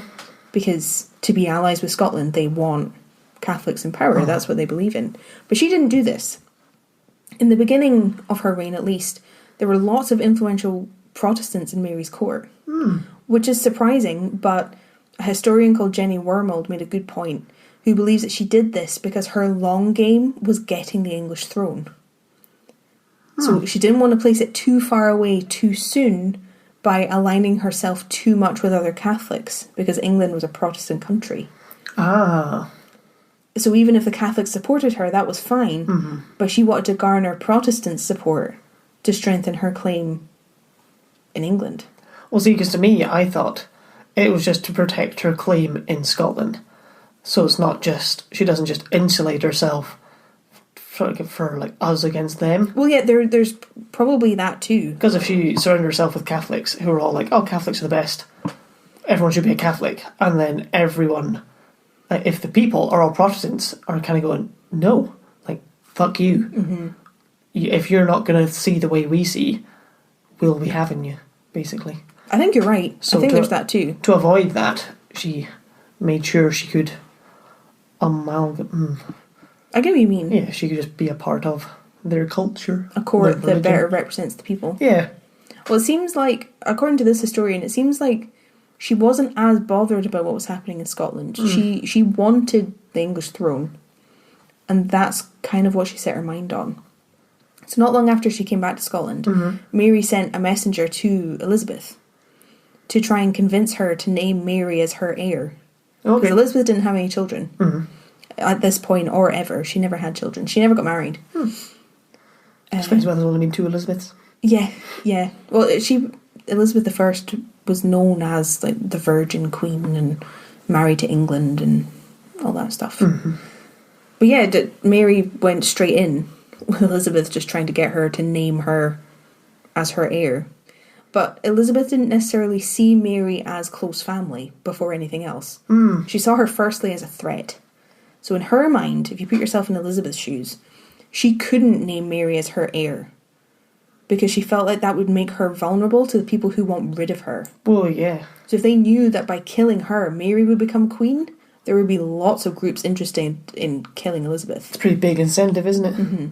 So Elizabeth actually said to the messenger, quote, "Princes cannot like their own children. Think you that I could love my own winding sheet?" Unquote. And a winding sheet is a shroud. It gets wrapped around a dead body. Oh. So she says she can't. Oh, yeah. You know, princes can't love their own children because they usurp them when they die. Think you that I could love my own winding sheet? But apparently she said to the same messenger that no one had a better claim than Mary to be her heir. So she knew that it was valid, but she couldn't do it. It should be you, but I'm not going to let it be you. I can't outright name you because it's a threat to me. Interesting. As Mary adjusted to life in Scotland, it became obvious that she was expected to marry again, to produce an heir and secure the line, secure power. All that good stuff. Yeah, everything you kind of expect. It was the focus of everyone around her when she was only a baby, so it was definitely the focus of everyone now. And she was old enough, she could bear children, so she needed to get married. And who she got married to was pretty crucial to secure allies for Scotland and solidify her position. Elizabeth turned out to be her father's daughter and suggested that Mary marry an English nobleman. And she even promised that if Mary married an English nobleman, then Elizabeth would name her as her heir.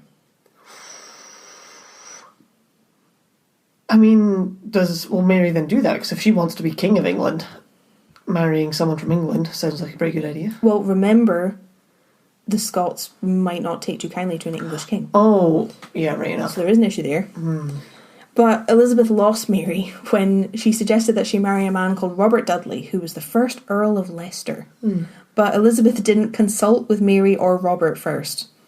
She just put the idea forward to like advisors and things to try and make it happen. And she thought it would be a good idea because Robert was one of her favourites, which basically meant he was very intimate with Elizabeth.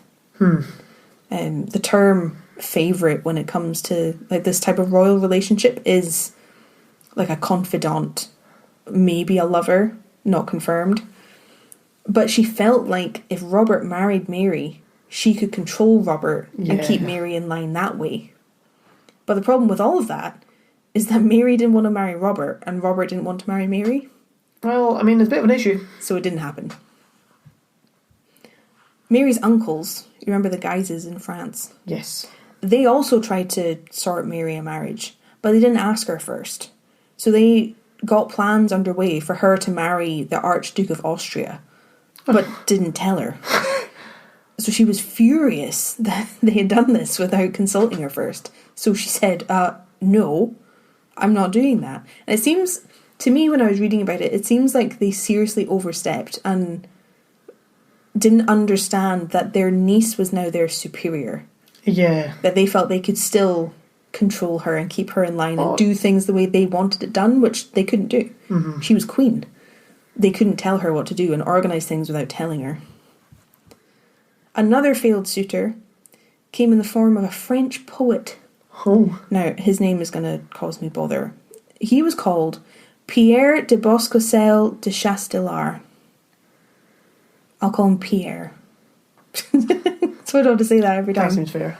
Now, he claimed that he was hopelessly, completely and utterly in love with Mary. As a poet would.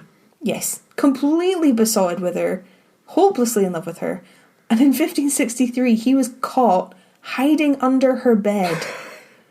How creepy is that? Creepy bastard. He was under her bed.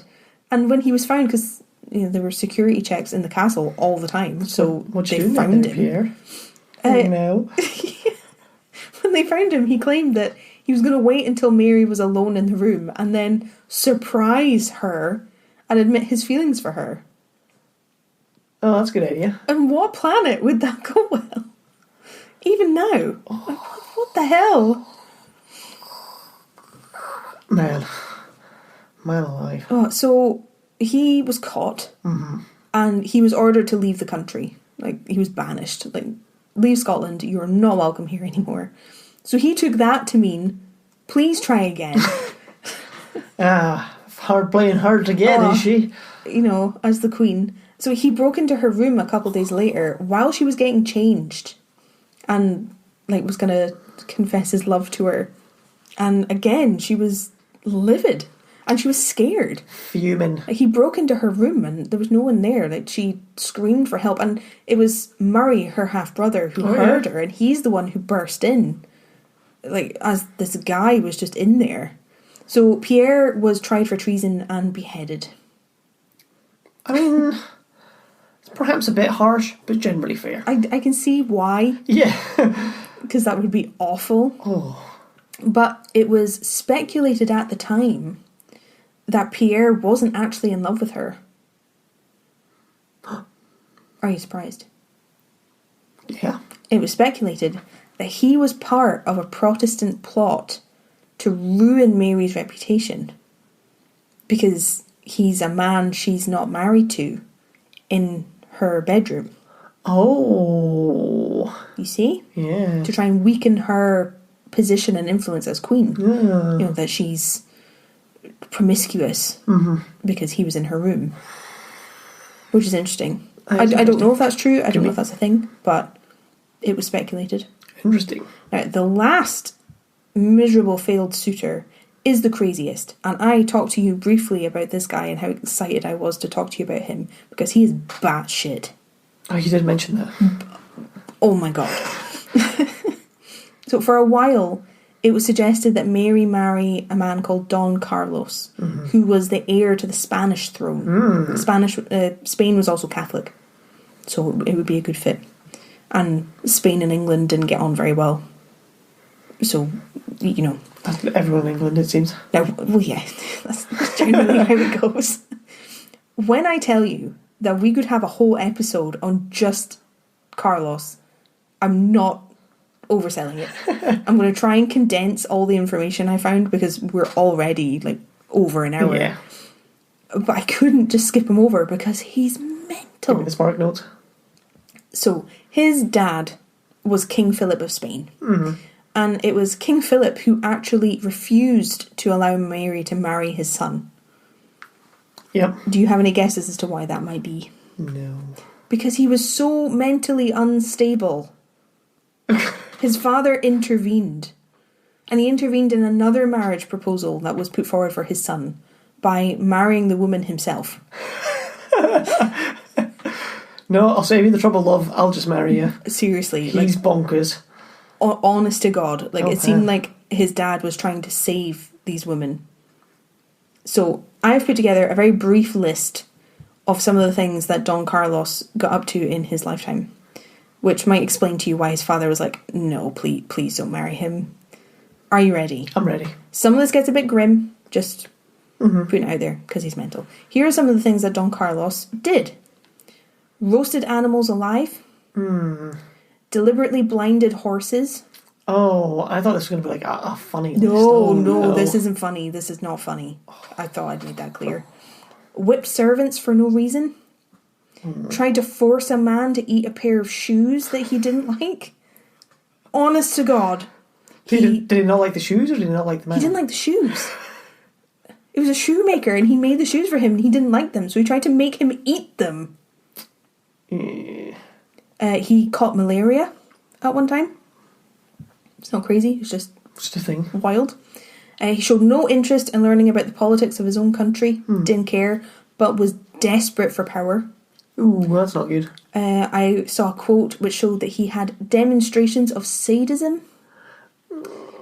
He fell down a set of stairs while chasing a servant girl and really badly injured his head, which is interesting because that's a thing that can create a serial killer, a head injury. And after this, he suffered from delusions, hallucinations. He had to have a hole drilled in his skull. Oh no! To like ease the pressure. Yeah, like he had brain swelling. I can't remember the name. He had to have that done. He planned a coup to take the throne from his father with groups of rebels in Spain. He ordered a house to be set on fire after someone accidentally splashed him. So they threw some water out of a window and some of it splashed him, so he ordered their house to be set on fire. Oh. He stabbed a duke. A Spanish duke just stabbed him. He tried to throw a servant off the top of the royal palace and had to be like fought with to stop him. He tried to kill a guard who annoyed him. He tried to murder an Austrian royal because he wouldn't help him dethrone his father. And then he started just telling people outright at court that he wanted to kill his dad, which is treason. Well, oh no. Just tell it, didn't care. Didn't care. See, I was hoping for more like he tried to tickle an ostrich to death with a feather. No, this guy was bad news. Tried to propose to his girlfriend with a sausage dog, you know? I'd love that. I think that'd be really cute. Till you tried to put it on your finger. Yeah, that would be less. Dog. Anyway, yeah, he was batshit. So after all of that, he ended up being locked in his rooms in the palace and not allowed to leave by his father. And then the king tried to make excuses for why his son was absent because he didn't want anyone to know the truth of how truly awful he was. And he died, Don Carlos died soon after. He died in 1568. But, well, it's good that Mary dodged a bullet there. Right. That's why King Philip said, no, you're not allowed to marry him. There was nothing to do with her. No. But it's known that Don Carlos's lineage is full of incest. All over the place. Instead of having, I told Kieran this already, instead of having 8 great-grandparents, Carlos had 4. Oh, it's so gross every time. Yeah, it's awful. And there is a diagram of his family tree, which I'll try to make sure is in the show notes. But it's just bad. It's bad news. You look at it, you're just like, no, that should not. That's not correct. No. A lot of people believe that the inbreeding in his family could have been to blame for his erratic behaviour, especially because there's also reports that he was deformed in some way, which can happen. Is he the monster in Glam's Castle? Well, I thought that when I was reading. Maybe it's because he got locked in his tower. But yeah. Oh, how insane is that? That's insane. That's why I couldn't skip talking about him because, man, oh man, it was bananas. Absolute bananas. So not strictly related to Mary. But insane. So who did she marry? Well, in 1565, Kieran, Mary married her half-cousin, a man called Henry Stuart, Lord Darnley. Half-cousin? Yeah. Doesn't sound great. No. No. It's not great. So how old is she? Where are we? Did you say 1565. So she is 23. 23. Nice. So, second husband. I'll refer to this husband as Darnley. It's just easier. That's how he's known rather than his whole name. I've already forgotten his whole name, so that's fine. Henry Stuart. He was also a Stuart. Okay, yep. Lord Darnley. Lord Darnley. He was born in Leeds in 1545. So he was 3 years younger than Mary. They married when he was 20. You said Mary? Married. You said she was 3 years younger than Mary. When they married. I think you said it instead of Mary. Oh, he was 3 years younger than Mary. They married when he was only 20. Is that better? Now, his dad actually sided with the English during the rough wooing that we talked about earlier. Well, he was English, presumably. Yes. So, fair. But, Darnley's just married Mary. Yeah. So that'd be a bit awkward at, like, family Christmas. Yeah. So I wonder, because she has married an Englishman then? Well, we're going to get to that, because Elizabeth wasn't actually happy that they got married. Okay. Which you wouldn't expect because he's English. But well, he's English. It caused his own problems. Because Darnley was a direct descendant of King Henry VII. Oh. Which meant he was also a threat to Queen Elizabeth because he also had his own claim to the throne. Interesting. Remember, they're cousins. It's weird. They are cousins. What's a half-cousin? I don't know. It's very confusing. I don't know. We'll all go into it. But he's a descendant of King Henry VII. So he could become king, potentially, of England. Yep. And like I said, Elizabeth was very unhappy when she found out that Darnley's family were basically dangling him under Mary's nose because he was very attractive. He was like over 6 foot tall. He was young, he was athletic, he was everything, and they knew that. So they basically found any chance they could get to have Darnley in front of her. And it worked. Picking up something heavy. Yeah. Generally flexing. So Elizabeth tried to get round this. She didn't want them to be together, so she invited Darnley and his mother to her court in London. But he left London to go to Mary. Oh, shit. And she pretty much fell immediately in love with him, like as soon as she saw him. It can happen to anybody. He was tall, he was muscly, she was completely charmed by him in every way. This guy's gorgeous. Elizabeth referred to him as the long lad. She said that she had fallen in love with the long lad. So yeah, she just head over heels for this gorgeous, attractive man. So on the 29th of July, 1565, they were married in a Roman Catholic ceremony at Holyrood, so Edinburgh. I'm a Roman Catholic lady.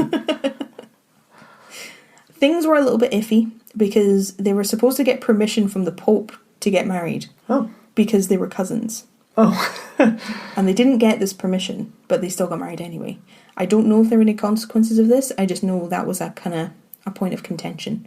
And like I said, Elizabeth was pissed that they got married. She made the argument that Darnley was an English citizen. So he should have gone to her for permission to marry Mary before he did, and he hadn't. I mean, why would he? Well, I don't know. But she felt that's what she was entitled to as the queen. That's just his queen. Something she's decided to be angry about that sounds vaguely true. Yeah. But Mary's half-brother, Murray, was also upset at the marriage. Okay. He didn't like the match. And I think Darnley was also a Catholic. Or he had converted to Catholicism. So that was part of the reason they didn't like him. And Murray was so mad that he rallied the Scottish Protestant lords against Mary. Oh, shit. And what followed, which I think is funny, but it's not funny, what followed was something called the Chase About Raids. It's just, it sounds comical. Yeah. But Murray gathered all the lords and basically decided that they were going to fight Mary over her marriage.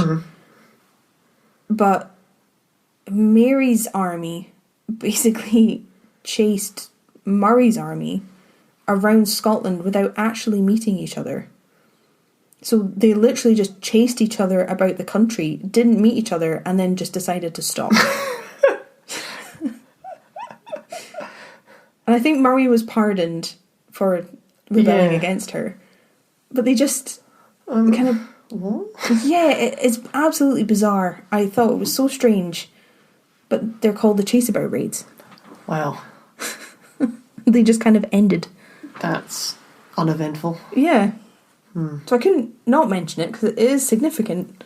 It's They so didn't like Darnley. significantly insignificant. But they just chased each other about a bit. Yeah. In 1566, the year after they got married, Mary became pregnant. But things between her and Darnley were terrible. The relationship was awful. She had completely fallen in with him for how he looked and how charmed she was by him, but he was a bit of a shithead, really. He was arrogant, he was rude, he was vain, he was entitled, and he was determined that she give him the Crown Matrimonial. He's me. Which I talked about earlier. Because he wanted as much power as she had. He wanted to be her equal. He didn't want to be king consort. He wanted to be king. Now, unfortunately, or maybe fortunately, Mary could see him for what he really was. And knew he shouldn't have that kind of power. He was not the right person. Because he just cared about himself. Yeah. And Darnley didn't like that. Naturally. Well, you wouldn't. At around the same time that Mary became pregnant, Darnley was apparently also very, very jealous because she had a private secretary called David Rizzio, Rizzio, and he was a devout Catholic like she was, but there were rumours going around that they were having an affair. Never proven. Scandalous. There was nothing in stone that showed they were. They just got on very well and they were very close. But there were rumours going around that Mary's baby was his and not Darnley's. And Darnley couldn't deal with that.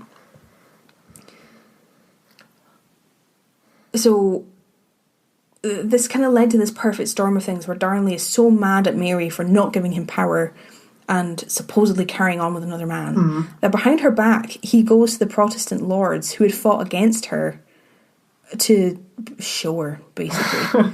And on the 9th of March in 1566, Mary was hosting a dinner at Holyrood Palace. Everyone was there. David Rizzio was present, her secretary. This is a bit bad. Heads up. But Darnley arranged and was there to have Rizzio murdered at that dinner in front of Mary while she was pregnant. Oh my god. Jeez, oh. So I don't know if he actually killed him, but he came in with a crowd who murdered him right in front of her. Jesus. And she had no warning, no nothing. And she was 6 months pregnant. No. So he's the man who's like, yeah, make me king. Yeah. This'll show you. Now make me king. No. Yeah. So Mary was furious and heartbroken at what Darnley had done. Yeah. Like an awful thing to do. The worst kind of betrayal. On every level. Well, her obviously. friend, her colleague, her husband didn't trust her. He'd humiliated her in front of everybody. Threatened the baby. Everything was awful. Everything about it was awful. So after this, as you'd expect, the marriage is just in tatters. It would be pretty hard to find your way back to each other after something like that. Yeah, absolutely. So many layers of betrayal. Where do you even start? But in June 1566, Mary gave birth to James, who's their son and heir. But which doesn't turn out so well. No. As we've heard. No. But that's when he was born. Darnley was his father.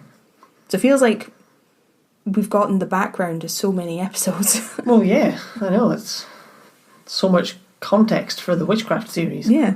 James was born in June 1566. In October 1566, Mary made an 8-hour round trip by horse to visit a man called James Hepburn, who was the Earl of Bothwell. Now, he had been attacked by border reivers. I don't know if you've heard of them before. I have not. I'm sure James Hepburn is in Metallica.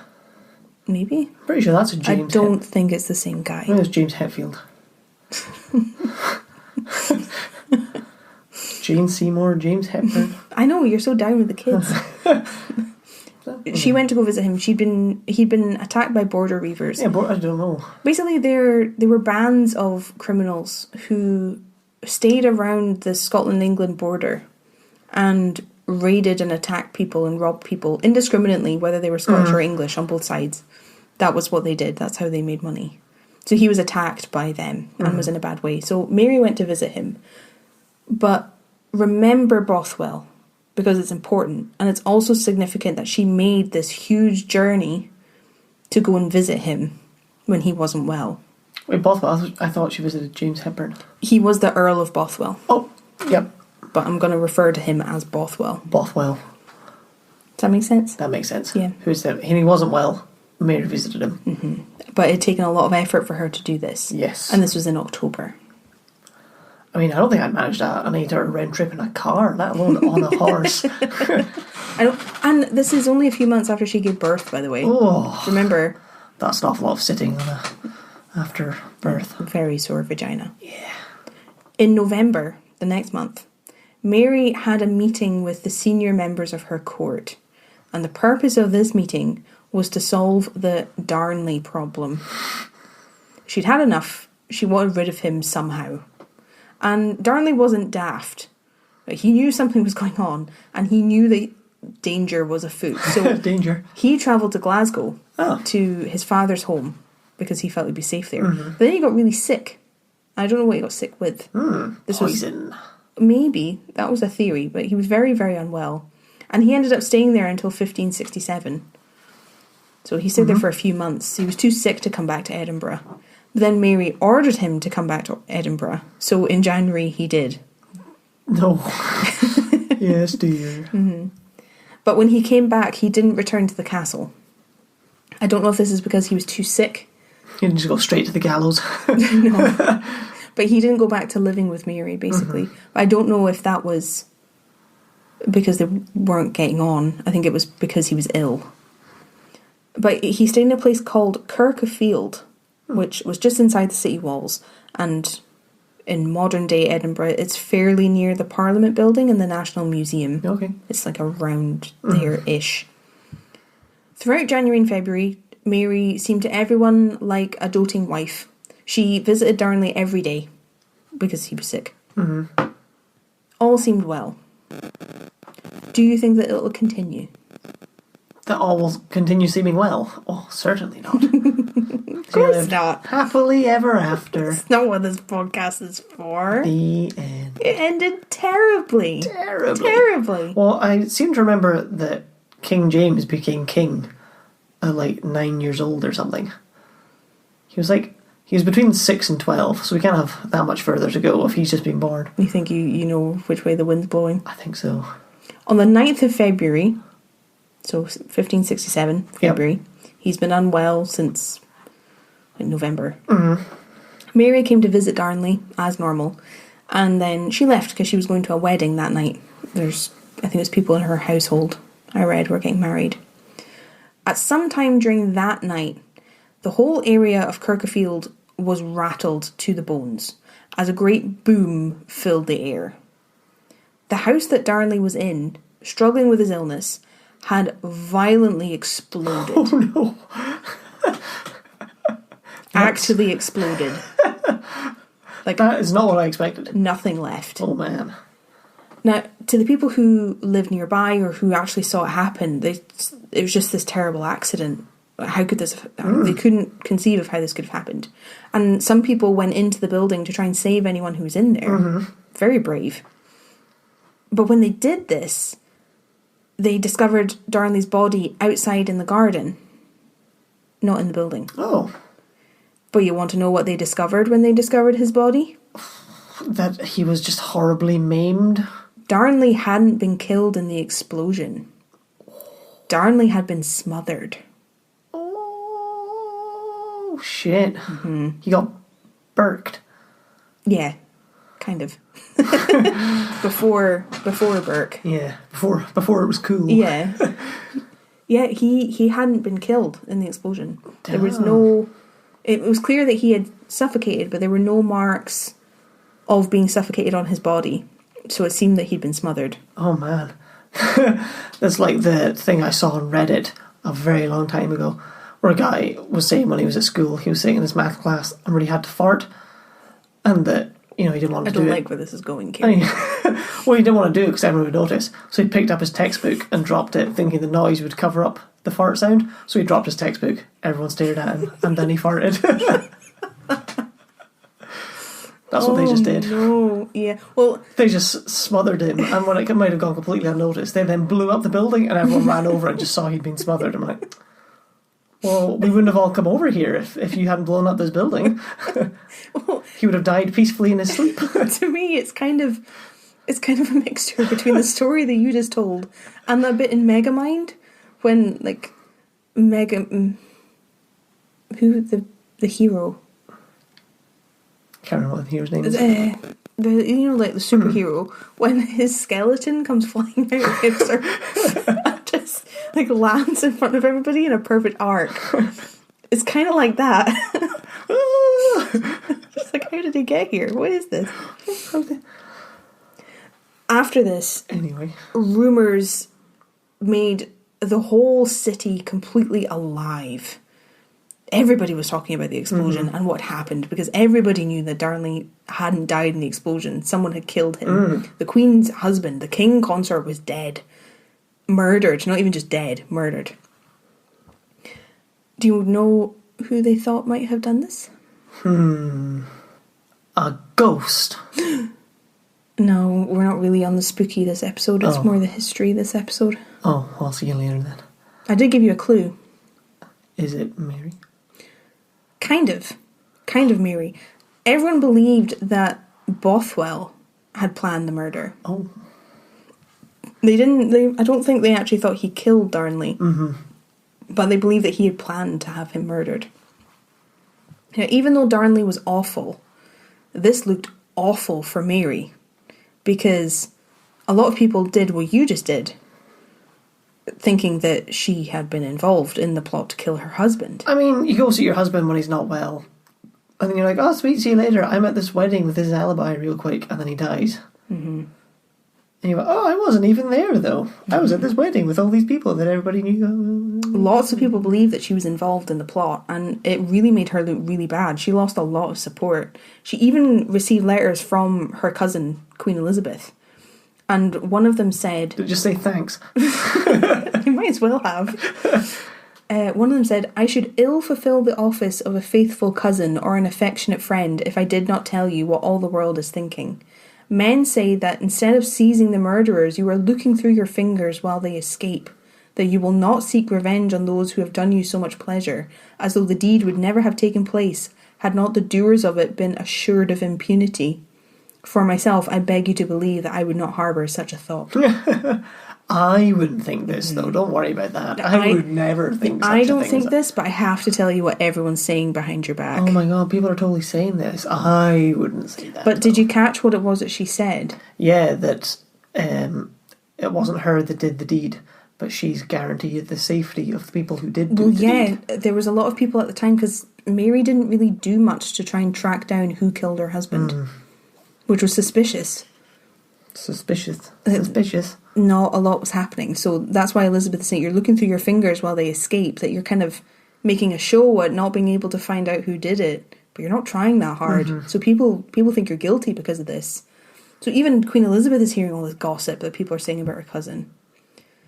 Do you have any theories? Any favoured ideas for what happened to Darnley?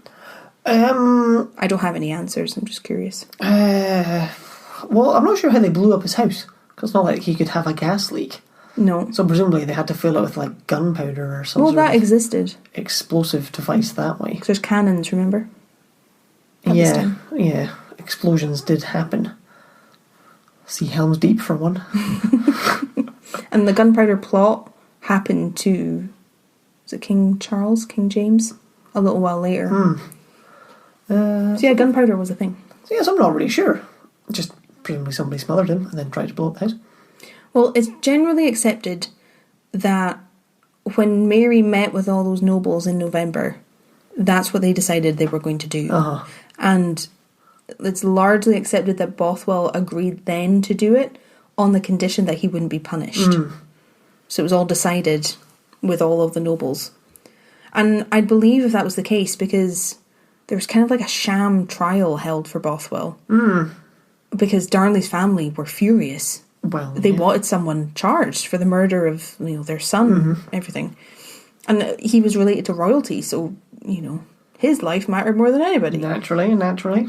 But the trial was outrageous. Like the family weren't given any time to gather any evidence of any kind. The trial basically went ahead before they'd had any time. So no evidence was presented against Bothwell, so they went, well, there's no evidence. It wasn't him then, no evidence for him. So he was acquitted of the murder. Damn. That looks suspicious. I mean, it's quite suspicious. 2 months pass. And remember what you said about James becoming king very young? Yes. Well, this is the beginning of why. Well, here we go. 2 months after Darnley's death, Mary travelled to Stirling to see James. That's where he was being cared for and looked after.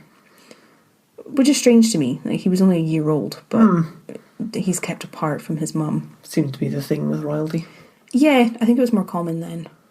But this would be the last time Mary would see her son. Ever. Oh, dang. I don't think that went in the first time. No, I didn't. I was thinking about how Mary also went to Stirling Castle away from her mum when she was very young. Her mum went with her.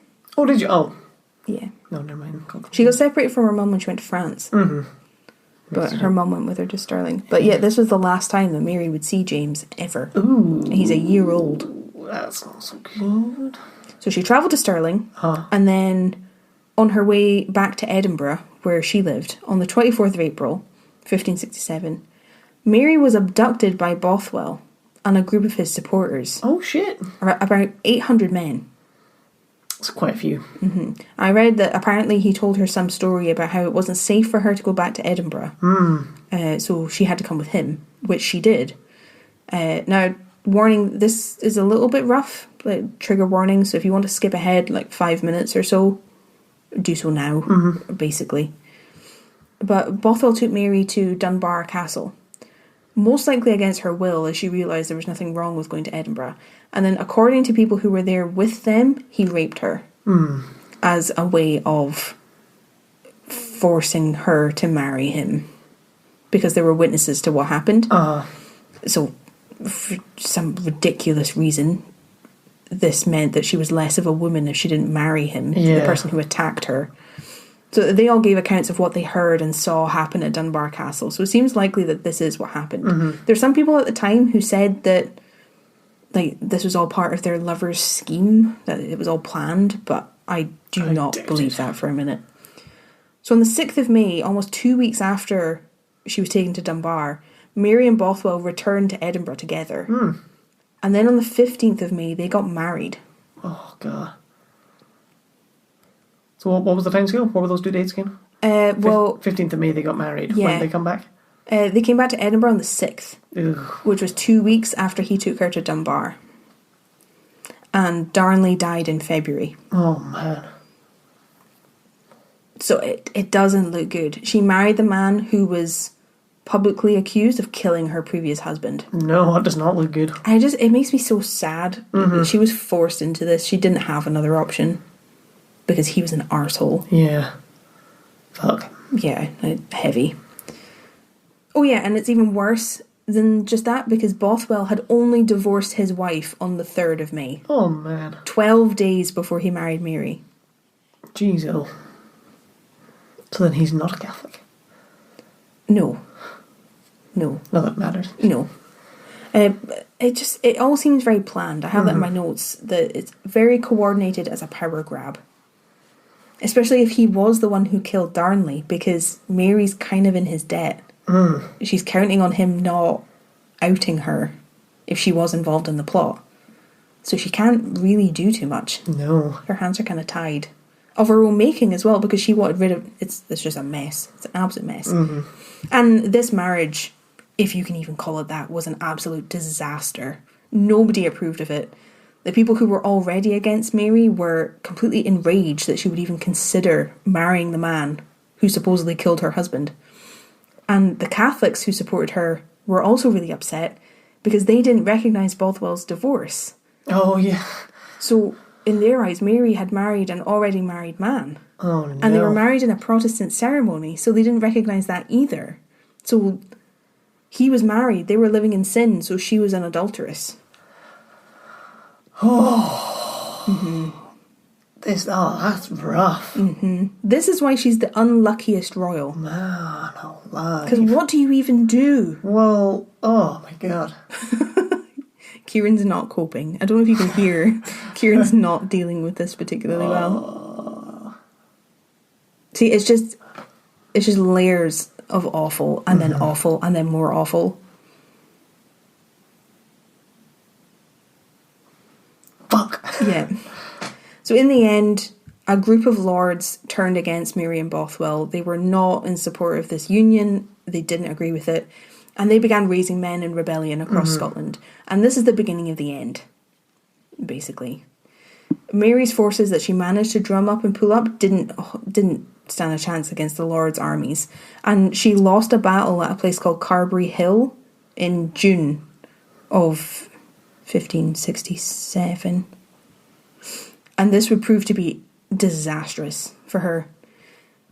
Bothwell was either escorted from the field or he fled. I've seen both. They went to battle together, they were there. He either ran or was just given safe passage to leave the battlefield and then make himself scarce. Initially he went north. He actually went to Orkney. I think he was made the Duke of Orkney when he married, because you had to be royal to marry royal. So he was made Duke of Orkney before marrying Mary. And then it seems that he attempted to sail to Denmark, but he ended up having to sail to Norway, where he wasn't liked. I think Denmark had ties to Scotland. I think that's why he was trying to get there, because later King James would marry Anne of Denmark. So I think there was a relationship there that was positive. That's why he was trying to run. But he ended up in Norway, where he did not want to be. Presumably because of a witch's storm. Well, if it was a witch's storm, then a woman called Anna Thronson was the witch. Because he had promised to marry Anna. I think before he married his first wife. And he said, yeah, we'll get married. That's great. That's wonderful. But then he went back on the deal. And he either married his first wife or he married Mary. There was some kind of deal. But he took her dowry. Oh. Even though they didn't get married. And that's the payment of some kind that a woman used to have when she got married, is what she would bring to her new married life. He took it, even though he didn't marry her. And I think I said she was Norwegian. So her Norwegian family knew what he had done and how awful he was. So when he arrived in Norway, he was locked up because they knew what shit he was. Yeah. And then he was transported to Denmark and he was imprisoned there instead. And he died in prison. Well, that's good at least. Apparently he basically went insane. He died in prison. And this is really creepy. I kind of hope this is true, but it's also pretty weird. You can go and visit the place where he was kept, the prison. I think it was in a castle. And you can see the pillar that he was chained to for the last 10 years of his life. Oh, man. And you can see the, indented circle of where he could walk in the floor. Oh, that's pretty weird. That gives me the chills. That you can see it. Yeah. Because he'd only have so far if he was... Oh, yeah. Yeah. The circle of him pacing. You can see it. Fuck. But after the battle at Carberry Hill, Mary came off even worse than Bothwell did. Oh, you can come off worse than spending 10 years chained to a pillar? Yeah, you can. You can. She was taken to Edinburgh by the lords who had defeated her. And the public were pretty against her by this point, especially. She was booed in the streets and shouted at, and people were calling her a murderer, they were calling her adulteress, and that she was unholy, everything. Believing that she was involved in Darnley's murder, it had been confirmed when she married Bothwell. a lot of people felt that she had been unfaithful and this had all come out. Even though there's no proof of anything. And it could have appeared from that way, or it could have appeared that way from the outside, because she married Bothwell very soon after Darnley's death. But the circumstances of it are so awful that I don't believe that's the way it went. No. But anyway, that's what people thought. And she was taken to a place called Lochleven Castle, which is comically intimidating looking. Oh, yeah. It's this big castle, and it's on an island in the middle of Lochleven. Oh. Which is near Kinross. So if you imagine a castle jail for a queen, this is it. This is what you think of. It's in the middle of a loch. Damn, it's like an Alcatraz. Yeah. So that's where she was kept. And things just keep getting worse and worse from here. She had a miscarriage in July and lost twins. Oh. And then on the 24th of July, that same month, she was forced to abdicate the throne.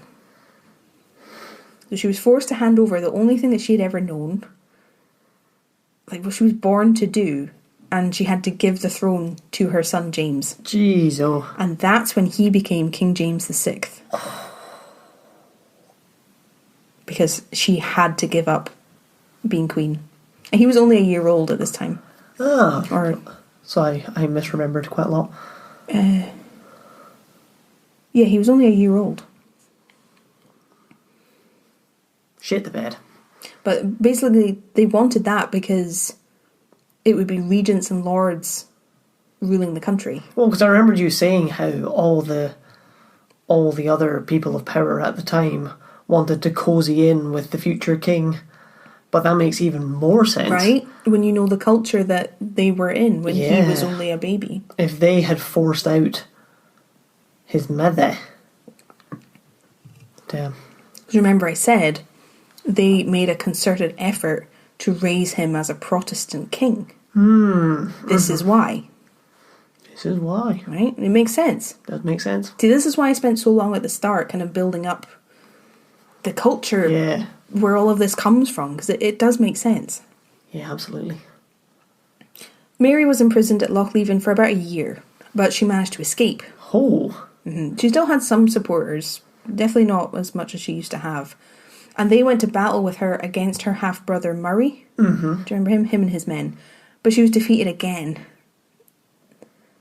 And by this point, she's running out of places to go. Yeah. So, where do you think she went? Did she go back to France? Good guess. She decided to escape to England. Oh. She was hoping that her cousin, Queen Elizabeth I, would provide her with safety and security, which she wasn't going to find in Scotland. Yeah, and she would have been like, oh, sweet, yeah, you, the rightful Queen of England, you can totally just come and hang out, that's chill. Yeah. Well, Mary was taken into custody at Carlisle, which is basically on the border. It's in that area. And rather than jumping into action to help her beloved cousin, Elizabeth ordered an inquiry into whether or not Mary really killed her husband. Oh, yeah. That was what she decided to do. You could say it was pretty cold, but one thing that's important to realise is that Mary and Elizabeth never met in person. That's pretty weird, isn't it? Ever, throughout their whole lives. They exchanged letters, and they were pretty up to date on each other's lives and movements and actions, but they never really met. Weird. So how close can you be to a relative that you've never seen? So when you think about it in that sense, it actually makes more sense that Elizabeth would put herself before a cousin that she'd never met. Yeah. Who could potentially steal her throne. And who potentially killed her husband.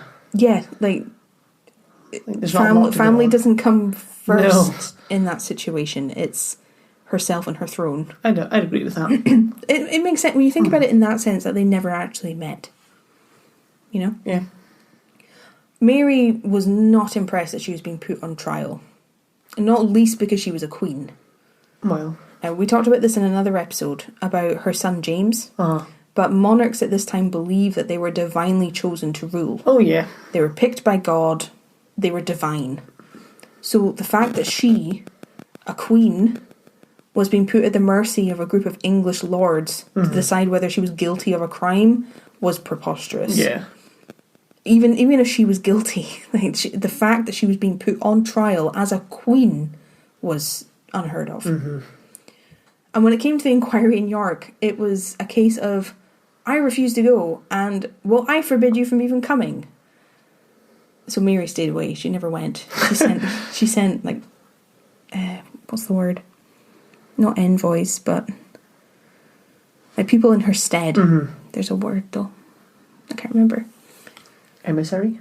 Yeah, but she refused to go, and Elizabeth forbade her from coming. So it's not starting on the best foot. Unfortunately for Mary, her half-brother Murray, who we've talked about, he produced a set of letters that Mary had apparently written to Bothwell while she was still married to Darnley. And in the letters, it basically proved that she was in love with him. And these letters were called the casket letters, because they were found in a little silver casket, which was damning in itself because the casket had King Francis II's monogram on it, who is Mary's dead first husband. Yeah. It was a mess. There were some people who believed that the letters were forged, that they couldn't have been real because they didn't write. Likely. Well, yeah, they didn't write in the way that Mary would have because she was very educated, and these were strange. But some other people believe that parts of the letters were real, but incriminating details and paragraphs had been added, written in. And Mary herself claimed that her handwriting was very easy to copy. Oh, yeah. So anyone could have written them. And the letters were unsigned. So her signature wasn't on them. Well, then how much is that proof, really? Right? Depends how much you want them to be. Yeah, that's kind of the problem. Yeah. There's an amazing biographer of Mary, a woman called Antonia Fraser, who has a brilliant book about Mary, Queen of Scots. And she does a much better job of talking about Mary than I'm doing. And she described the outcome of this inquiry quite well. She said, Elizabeth had succeeded in maintaining a Protestant government in Scotland without either condemning or releasing her fellow sovereign. It was one of the strangest trials in legal history, ending with no finding of guilt against either party, one of whom was allowed to return home to Scotland, while the other remained in custody. So basically, the inquiry came to the conclusion that nothing could be proven. It didn't achieve anything. The lords, who were also being looked at in the inquiry as conspirators, were allowed to return to Scotland and go home. But Mary was to be imprisoned in England for the rest of her life. Even though there was no guilt found. Yeah. She was still locked up. Man. And it seems like a very cunning move on Elizabeth's part, because she gets what she wants without technically getting her hands dirty. Yeah, absolutely. So Mary was taken into the custody of the Earl of Shrewsbury. And this was another strategic move because, he was fantastically wealthy. He had a few different properties that she could be moved between. And they were all away from the coast and nowhere near the Scottish border. So anyone would have a hard time liberating Mary. And she was a prisoner, but she was still treated like a queen. She had her own servants. She had her own things that got carried around with her. She had her own chef. But ultimately, she was still a prisoner. Yeah. Which must have been difficult to deal with. In 1569, Elizabeth tried to broker a deal with the Scots that Mary would be returned to them if it was guaranteed that Scotland would become a solely Protestant country. But the deal was rejected. So, again, it kind of looks like Elizabeth is going to bat for Mary, but nothing happens. And there's a lot of that in what comes after. It's interesting when you look at it that way. It's like she's trying, but she's trying with things she knows are going to fail. Kind of, yeah. Because that's a big ask. Yeah. In 1570, things weren't going great for Elizabeth, because the Pope himself announced that Queen Elizabeth was not the legitimate queen, which is a big deal. He's the Pope. Yeah. And any Catholics that were in Elizabeth's kingdom didn't have to obey her and didn't have to pledge any allegiance to her. Fuck. They were completely justified and allowed to overthrow her as queen. He completely sanctioned it. He said it was totally fine. Because he labelled her as a heretic because she was a Protestant. And any Catholics who were following Queen Elizabeth as their ruler could have been excommunicated from the Catholic Church. Like, this is huge. This is... Yeah. The scale of this conflict is just massive. That's just... Oh. So over the next 10 years, it became illegal for Catholics to deliberately convert English people to Catholicism in order to pull them away from the Crown's authority. So if you could convert someone to Catholicism, they didn't have to follow Elizabeth anymore. Yeah.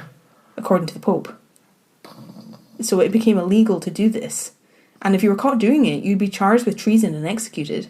So a lot of Catholics were killed at this time and became martyrs for the cause because they were trying to save people's souls by converting them to Catholicism, and they were being killed. Crazy. Elizabeth was paranoid anyway, so imagine how much worse things got just having all of this going on at the same time. Especially when her paranoia was... It turned out to be completely valid. Because the Duke of Norfolk was discovered attempting to carry out an assassination plot on Elizabeth.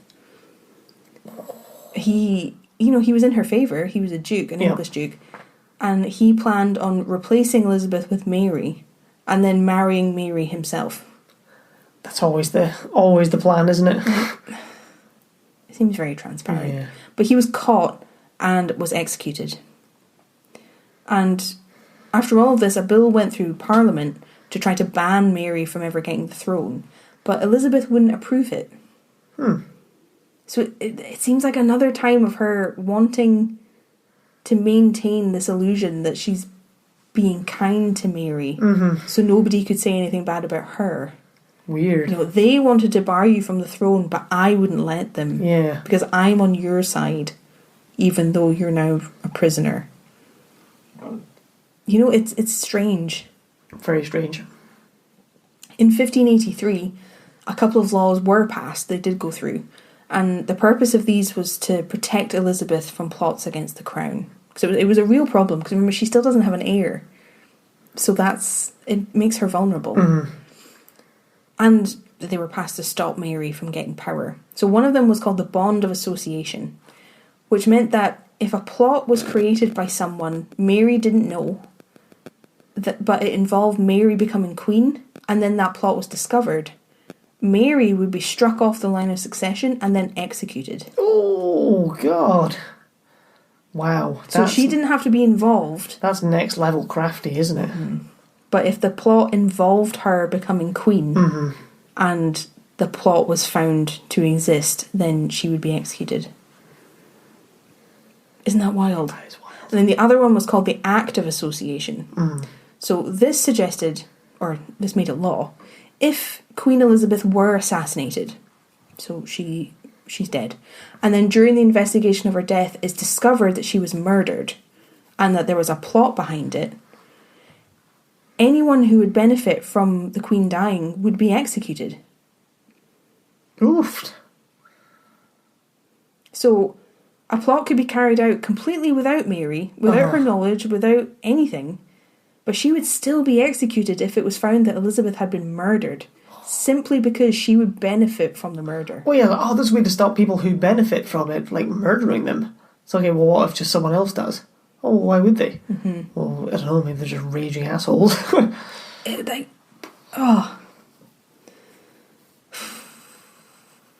You okay? Yeah. We're getting there. It's going to get worse before it gets better, but we're going to get there. By 1584, Mary had been imprisoned for 6 years. 6 years. Such a long time. And by this point, she just had enough. So she tried to create a deal to try and secure her freedom. So she said she promised that she would stop going after the English crown. She would retire quietly in England. She wouldn't even return to Scotland. She would just live her life in peace in England. She would support Elizabeth, particularly against the rules of the Pope. That Mary would come out against the Pope in support of Elizabeth. And she said that she would let James, her son, run Scotland if Elizabeth would give her freedom. That's a good deal. That's what she wanted. So Mary brought this idea to James, her son, Not physically, but No. through letters, hoping that he would support her. But he didn't. I know. Now remember, he didn't really know his mother. Well, to him, he's never met his mother. Mm-hmm. And he's just getting, lies fed to him, I imagine.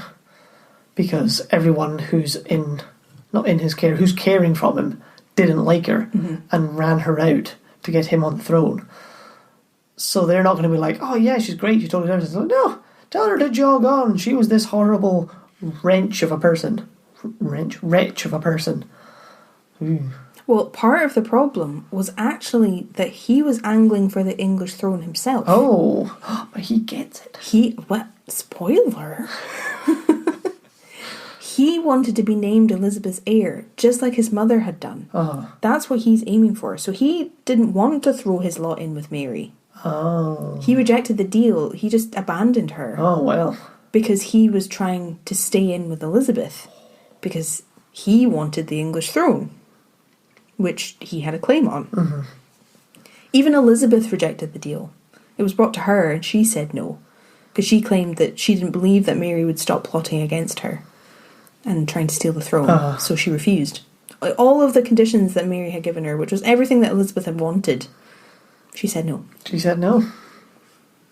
Wild. The next year, 1585, things got even worse, because an assassination plot was uncovered against Elizabeth. And Mary wasn't involved, but a member of her old staff was.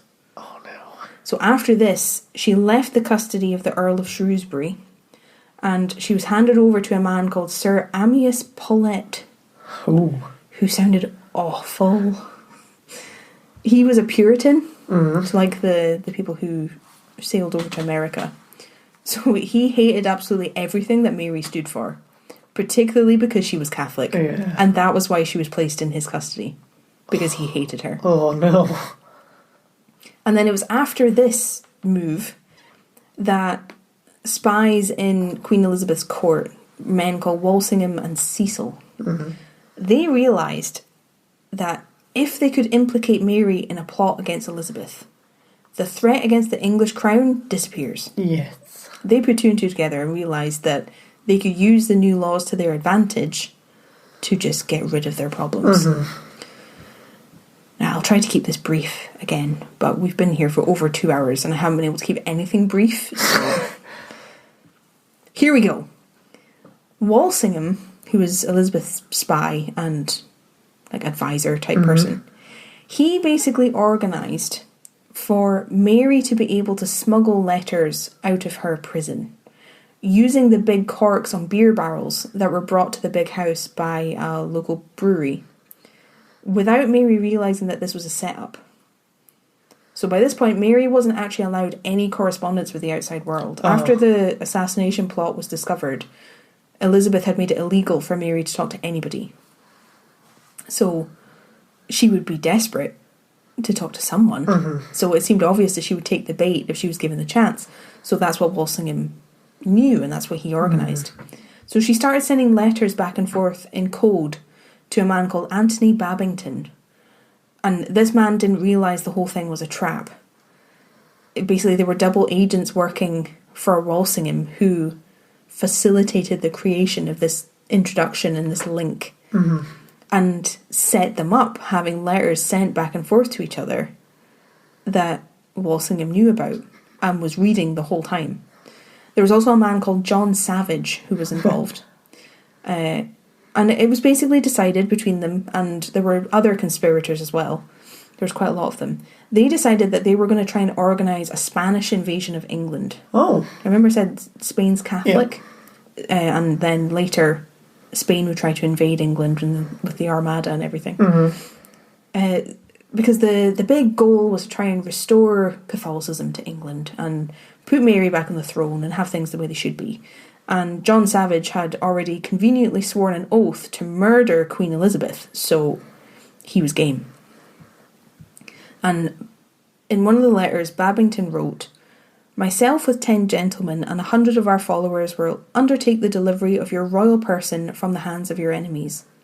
For the dispatch of the usurper," Elizabeth. From the obedience of whom we are by the excommunication of her made free, there be 6 noble gentlemen, all my private friends, who for the zeal they bear to the Catholic cause and your Majesty's service will undertake that tragical execution. So this is bad. Yeah. He has written in a letter that they are going to kill the Queen. Yep. Yeah. That's bad. That's bad. That's bad. Gonna get in trouble. But Mary was really excited at the prospect of freedom. I mean, fair enough. And basically did herself in because she supported and was aware of the murder of Elizabeth. One of her letters ended with, "Let the great plot commence," signed Mary. It's pretty damning. And Walsingham knew the whole time. Like, they had a cipher to decode her letters. So he knew everything. And everything had gone through him. They were resealing all the letters. It was just a huge trap.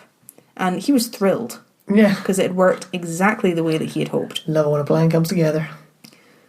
So all the conspirators in this plot were sentenced to death. And there were about 20 of them, I think. So all awful. They were traitors to the crown. So they were hung, drawn and quartered. Ooh. Nasty. Which is bad enough before you consider that the men were executed in 2 groups, because there was a lot of them. The execution went so badly with the first group that there was outrage from the public. Oh my god. Who had watched the whole thing, because that's what happened. And after this, Elizabeth ordered that the second group of men had to be hung until they were absolutely dead before the drawing and quartering began. Because that's what had gone wrong the first time. Oh no. So that's what happened to them all. Who tried to help Mary. Wow. Brutal. Mary was taken to Fotheringay Castle, I think that's how you say it, to be tried for treason against the crown in October 1586. So this is 2 years after she tried to appeal to James and Elizabeth. And I say she was tried, but by all accounts it wasn't fair. Well, Like, they were going to convict her from the beginning. She tried to argue a few different things. She tried to argue that since she was never an English subject, she couldn't be convicted of treason. But that was ignored. And then she tried the anointed queen argument again, but that didn't work either. And then she argued it wasn't fair that she hadn't been allowed legal counsel. She hadn't been allowed to know the evidence against her. And she wasn't allowed to call witnesses in her own defence. oh wow. And the lords that had all come together to try her, I think they might have been the Privy Council, included Walsingham. The guy who carried out the whole plot. Yeah. He was on the prosecution, so he was one of the ones deciding if she was guilty. He was going, man, guys, I think she did it. I'm like, yeah, me too. Like, that's, on what planet is that? Is that okay. just fine? Only one of, I think it was 36 or 46 lords voted not guilty. The rest of them all convicted Mary, and she was sentenced to death as a traitor. Saw that coming. Yeah. Elizabeth signed the death warrant herself, as was appropriate, but she told her private secretary, Davison, not to issue it yet. She asked him to keep a hold of it and not to put it anywhere. And apparently in this time, Elizabeth asked Paulette, he's the Puritan that Elizabeth was staying with, Elizabeth asked him if he could kill Mary in secret, so that, assumedly, so she wouldn't have to endure a public execution. But he said no, he wouldn't do it. He didn't hold with murder of any kind. Could you murder her real quick? Yeah. No, I I'm think- not a murderer. I think- no, but just like real quick though, just like, you know. Don't even think about it. Well, I think the way she phrased it was like, could you find some way of shortening her life? Yeah. And he was just like, no. I mean, that's fair. Well, yeah, it's killing someone. Well, yeah. Apparently, without Elizabeth's knowledge, Davison, her private secretary, took the death warrant to the Privy Council without her knowing. And they decided to carry out the execution straight away. They weren't going to wait. No time like the present. Now, do you notice that this is another opportunity for Elizabeth to get what she wants without seeming guilty or horrible. Because apparently she told him not to take the death warrant. No, I said don't do it. I said don't. You know? Yeah. So there's no blood on her hands. No. Even though she signed the death warrant. She signed the death warrant. The execution was unfortunately quite a spectacle. It would be. Yeah, it would be. It happened on the 8th of February, which was just a week after Elizabeth signed the death warrant. Mm-hmm. And Mary was executed in the Great Hall of Fotheringay Castle, where she had been tried. With you. Yeah? Yep. Does that make sense? Yeah. So she was there. It was just done. Mm-hmm. A scaffold was built in the hall, and it was draped in black cloth. It was very solemn. And before being brought to the block, Mary prayed, and she wrote her will, and she wrote to the King of France. I don't know what she wrote. I don't know if the letter exists. Now, I didn't know this. Mm-hmm. I don't know if it was just for executions of, quote, important people. But before an executioner carried out the deed, they were supposed to kneel before the person about to be executed and ask for their forgiveness for killing them. Oh. I didn't know that. I didn't know that either. And this happened at Mary's execution. Mm-hmm. The executioner knelt down and asked for forgiveness. And apparently she said, I forgive you with all my heart. For now, I hope you shall make an end of all my troubles. Now, 300 witnesses were present at the execution, so we know a little bit about how it went. So it seems likely that she did say this. It's not just something that's been made up. Yeah. She had her servants and the executioners help her take off like the outer layers of what she was wearing, which was traditionally done. But underneath, she was wearing these brown sleeves. And this was significant because the colour brown represented or represents martyrdom in Catholicism. Oh. So she was making a statement about dying for her faith with these sleeves. And she even joked on the scaffold in front of everybody, that she'd never had servants who looked quite like this helping her take her clothes off. Like a joke at the executioners because they were male. And she made a joke about how she'd never undressed in front of this many people or in this particular way. Like she was making jokes. Yeah. And a lot of people commented on how she went to her death with like grace and dignity. Like there was no outward fear, no nothing, no anger. She just went. Weird. She was blindfolded, as a tradition, and then in Latin she said, "Into thy hands, O Lord, I commend my spirit." And those were her last words. She leant over the block, she stretched out her arms in front of her, the axe came down, and then it came down again, and then it came down again. Now, this is gross. Yeah. Be ready, this is very gross. But the first blow of the axe actually hit the back of her head. Oh. Not her neck. Oh, God. So it took another 2 swings to clear her head from her body. So it wasn't clean. Blech. Yeah. And it was more traditional for the wealthy to be beheaded rather than hanged. That was a thing. Yeah, because that came up in something else. I was reading a book by Kate Morgan called Murder. And it's a biography of murder. And she talks about that. Yeah, how if you were wealthy or important, you were beheaded since it was seen as more dignified than being hanged. So that's why Mary has been beheaded, but the rest of them had a different fate. But yeah, it wasn't dignified, it wasn't clean. Apparently, once he'd managed to do it, the executioner held up her head to the crowd and announced, "God save the Queen." Nice. But nobody knew that Mary wore a wig. So he was holding her beautiful red hair, showing her head to the crowd, and then her head fell out of the wig and onto the ground. It's just awful. Everything about it is awful. Gotta say, like, whoops. Because she had short grey hair. By this, she was 44, I think. So she had short grey hair, but nobody knew she wore a wig. Damn. All of her things that she had been wearing when she was executed, and basically everything that like her blood had touched was all immediately burned, because they didn't want anything for relic hunters to search for later if she was seen as a martyr. They didn't want anything to become a relic of hers, so everything was burned. And rumours flew about things that happened at the execution. One person claimed that for about 15 minutes after Mary's head had been chopped off, her lips kept moving. Which is awful. Very creepy if that was true. Yeah. And another account talked about when Mary died. A little dog ran out from under her skirt and had been hiding there the whole time and only emerged once the execution was done.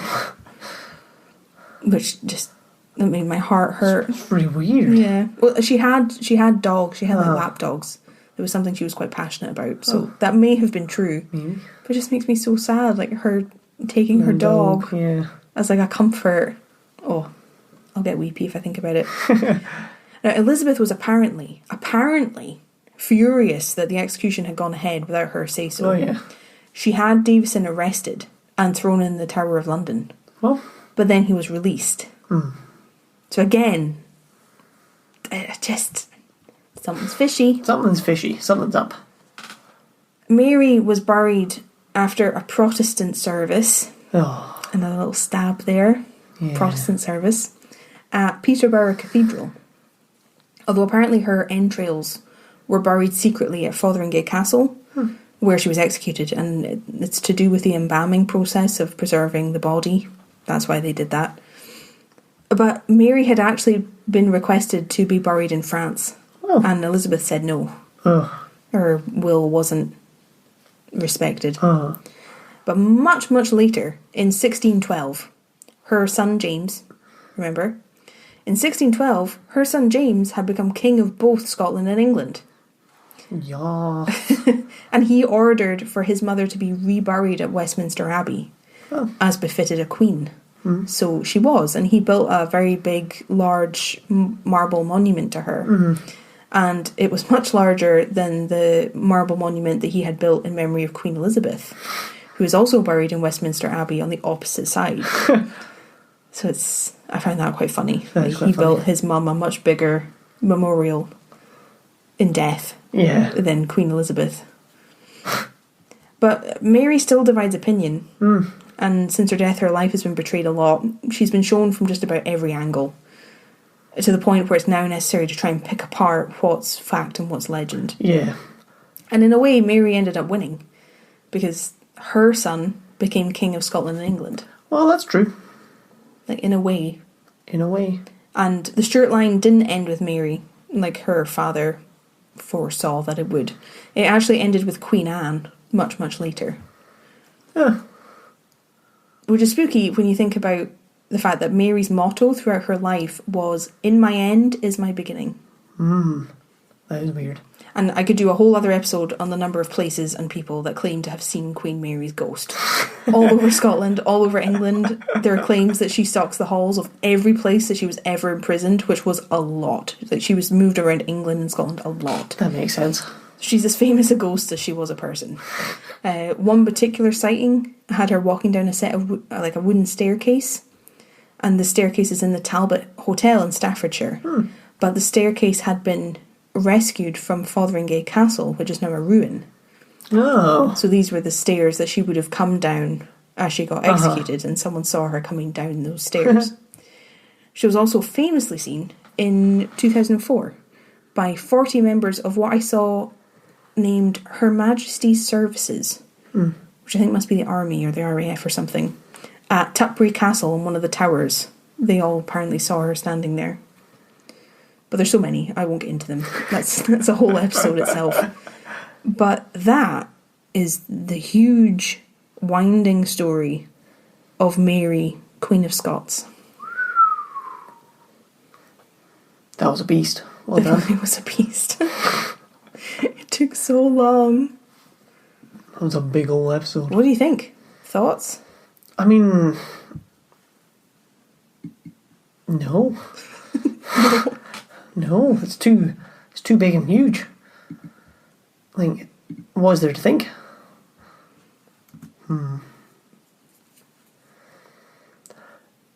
It seems a shame for her that she just had such a hard time. Everything went wrong. But then I think it happens with martyrs that you then feel for their cause because they were martyred. Like, there wasn't... Like, she was still power hungry, trying to claim the throne of a country that wasn't hers. By no account was she just trying to do well by her people at all. No, but by the rules of her religion that she believed in devoutly, she was the rightful queen. Yeah. So was she doing what she thought was right? Or was it just for power? Yeah. Probably both. Yeah, probably. Probably. Nothing's black and white, is it? Yeah. Little column A, little column B. It's just such a story. Yeah. There's so much. There's so much there. And that's why this episode is going to be 1,000,000 days long. But there's nothing else I could cut out. There was stuff I cut out. Yeah, I believe it. But, you know, it had to stop somewhere. Well, you had to draw the line. Otherwise it'd be the whole series about her. Exactly. That's not what we're here for. If you are interested in learning every single in and out and everything about her, I highly recommend... There's 3 biographers, and I'll have them in the show notes. Antonia Fraser, John Guy, I think his name is, and there's one more that I can't remember right now. But they've written really good books. Antonia Fraser in particular, I found I was referencing her quite a lot. She's written a really good one. So if you're interested in every little bit of minutia, then I'd highly recommend reading something like that. This is just an overview at best. A very long overview, but an overview. Well, I thoroughly enjoyed it. Thank you. That's sweet. And I'm curious what next episode will be.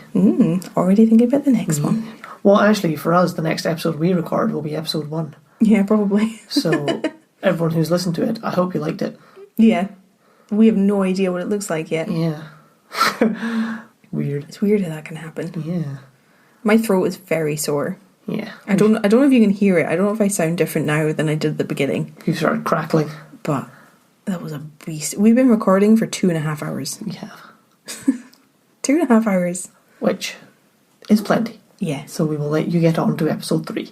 Yes. Immediately start another episode. Yeah. Oh, well, probably not out yet. Oh, yeah. Maybe it. Well, it depends if you're listening to it live or coming back to it. True.